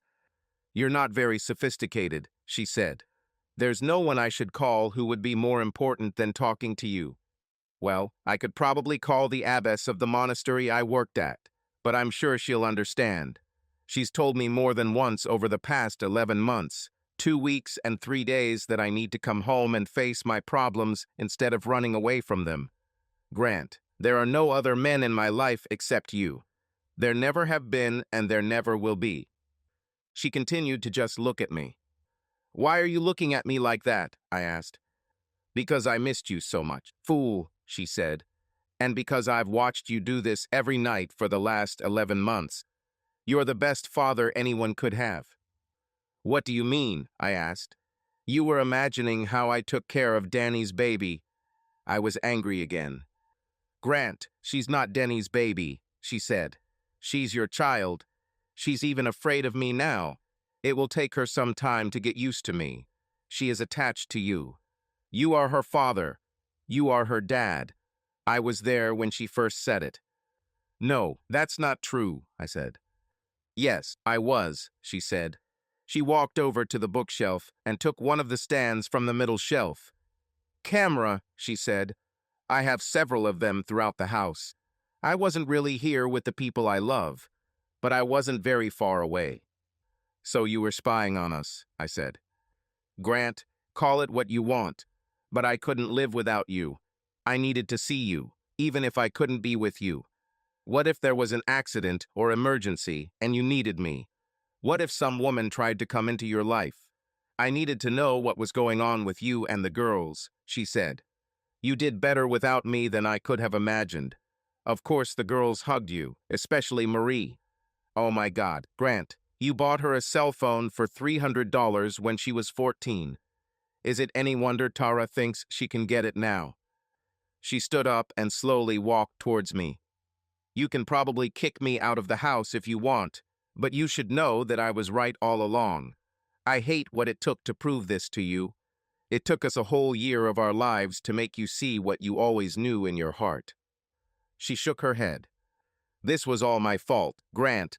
I was damn wrong. I just had an idea in my head, and I never thought about how you would feel about it. All I thought was how great it would be. I just kept imagining you holding me as our baby grew in my belly. It became an obsession. After a while, I couldn't think about anything else. How I got there didn't seem to matter anymore. In the back of my mind, I always imagined that it wasn't Denny who got me pregnant. I think after some time there was no need to even pretend anymore. I sincerely believed in my heart that this was your child. She stood next to me and walked next to me while Brandy snored on my shoulder. What I did to you was terrible, she said. I deceived you, I cheated on you, and I lied to you. I swear to you, I will never do this again. I just want to be with my family again. I know that I need to earn their trust and their love over and over again. But all I can do is try, if you give me a chance. So now we know why you're here, I said. Why did you think I was here? She asked. I guess I thought you were coming for your baby, I said. When you left, we were discussing divorce and me trying to get custody of my two. I didn't want anything to do with you or Brandy. I remember, she said. If I offered to give her up for adoption, would you take me back? I think I was already sure then that the child should be with his mother, I said. So you and she both had to leave. I thought you and her should just leave and I'll get custody of my girls. Or you get custody and I get visitation rights and visit my girls as often as I legally could. What if I offer to take her from your hands right now? She asked. I would throw you out of the house and see you in court, I said. You left her. Oh my God, Grant, she said. I was just talking. It never occurred to me to try to take her away from you. Not that I could. That's not why I came back. Then why did you come back? I asked her. Grant, damn it, I came back for you. I'm back because I root for you every damn night. I came back because I love the way you smile at me every time I walk into the room with my fat ass. I came back because I want to grow old with you. You already know the part where I wanted to have children with you. I came back because I can't live without you, and whatever it takes to get you to forgive me, I will do it. That's why I came back. You'll have to convince the girls, though, I told her. We're a package deal. It won't be easy for Marie, she said. I can't believe my child is looking at me like that. But you know that she loved you from the first moment she saw you. I think what she resents most are the years you were away from us. So you think that Tara will be easier for you to convince? I asked her. Oh yes, she said. You let me spend the day with her at Best Buy and Tara will forgive me. It will be more difficult with the other two, she said. Marie is already upset that I'm back and Brandy doesn't know me. She's a year old, starting to walk and talk, and she's never seen me. She will always choose you over me. I shrugged. And, of course, there is the most important thing, she said. I looked at her with curiosity. You stupid person, she said. I would never have done any of this if I knew there was a chance of losing you. I love you so much that I'm just dying to get naked from you right now. That probably won't happen for a long time, I said. I need to think about the children. I can't just let a strange woman into my life. What example would I set? But it will happen eventually, right? She asked. I don't know, I said. I've been on a few dates. Many eligible ladies are interested in me. Are you talking about my sister or Danny? She asked. You know, you didn't have to beat him up. I left you the DVD so you can see what happened. You know I didn't like it, and that I told you the truth that I only did it to get pregnant. I don't care if he tells all his friends that I'm a slut, as long as you know the truth. I love you, Grant, she said. Much more than you will ever know. I love you too, Bonnie, I said. And I missed you. Then can you forgive me? She asked. Please, I promise I will fix this, and it will never happen again. I forgave you a long time ago, I said, but I'm just not sure I'll ever get over the betrayal. We can try. I'm ready, but we'll have to take it one day at a time. I can't promise you that we'll always be together, or even that things will work out in the short term, but I'll try. And that's what we did. We crawled before we started walking. We started with Bonnie living with Brenda. We went on a few dates, and then she started coming to our house. After being away for a year, her first encounters with the girls were terrible. They looked at me to confirm everything she was saying. If Bonnie said she would take the girls shopping, they would look at me or just ask me in front of her if it was okay. Marie softened quicker than we expected when she saw that Bonnie was really trying. The problem was Tara. She didn't trust Bonnie at all. She often peppered her answers and comments with things like, "How long before she runs away again?" Or the ever-popular, "I don't have to listen to you. You're not my dad." Fortunately, children are resilient. Brandy overcame her fear of Bonnie and would often crawl into her lap if I was busy or not around. We slowly restored her relationship with the girls. It would be years, not months, before we could look back and say that the relationship between Bonnie and the girls was the same as before she left. And our relationship developed just as slowly. I have to admit that there were times when I thought that nothing would work out for us. I remember several times when I was so angry with her that I just screamed and asked her why the hell it was so important to her. Many families have experienced divorce and dealt with it. She just calmly looked at me and said that she had already seen what it was like to spend a year without me. At least I had girls who gave me all the love and attention I needed. During our separation, she only had time to think about what she had done and what it almost cost her. She would face anything but this again. There were small steps along the way. There were some strange things in our relationship. Bonnie didn't have much money. She saved most of the money she earned at the monastery, but they didn't pay much beyond room and board, so she was soon left without money, and I had to give her some. She could get a job, and we discussed it, but I decided that I would prefer her to take care of the house. I may have been a super dad, but I was a bad housewife. This also brought some confusion and pain. When she took over running the household, Bonnie made two very bad assumptions, none of which we were prepared to accept. She assumed that running a household meant she would live here, but that wasn't the case, and she suggested that I would pick Brandy up from daycare and she would watch her during the day. That didn't mean that either. However, there were some good moments in addition to the bad ones. The first touch of her hand was again frightening in its intensity.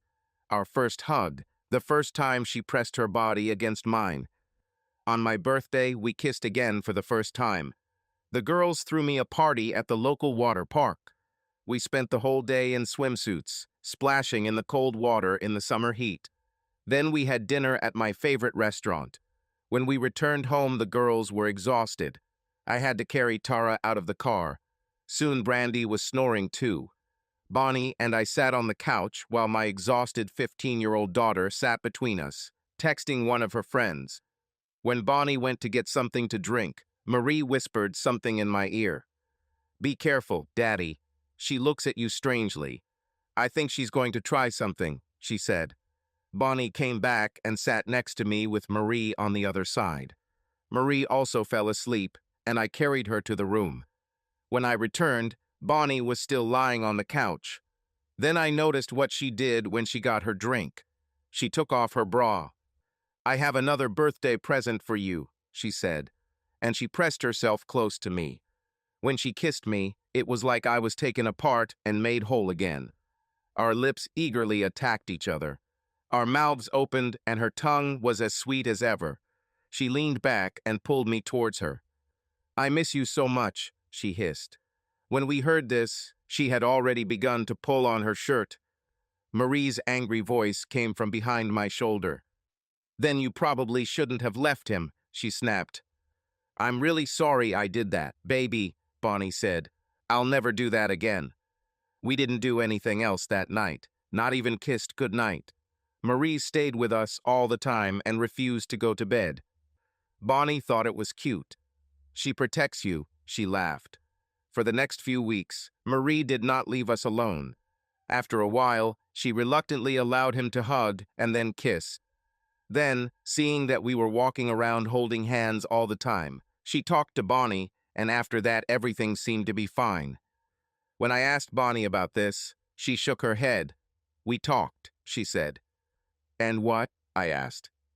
"She said she would give me another chance. But only one," Bonnie said. "She told me I was getting old and I needed to think about my future." "You mean she thinks you should move back in with me?" I asked. "No," Bonnie said. "She told me that if I ever hurt you again, I wouldn't do it." A few nights later, Bonnie found herself in our bed. We had to be very careful not to wake the girls, but it was hard. I don't remember how it started. I just remember her turning around, and the next thing I knew, we were kissing like we'd never stop. Then we both knew we were back together. "I love you, Grant.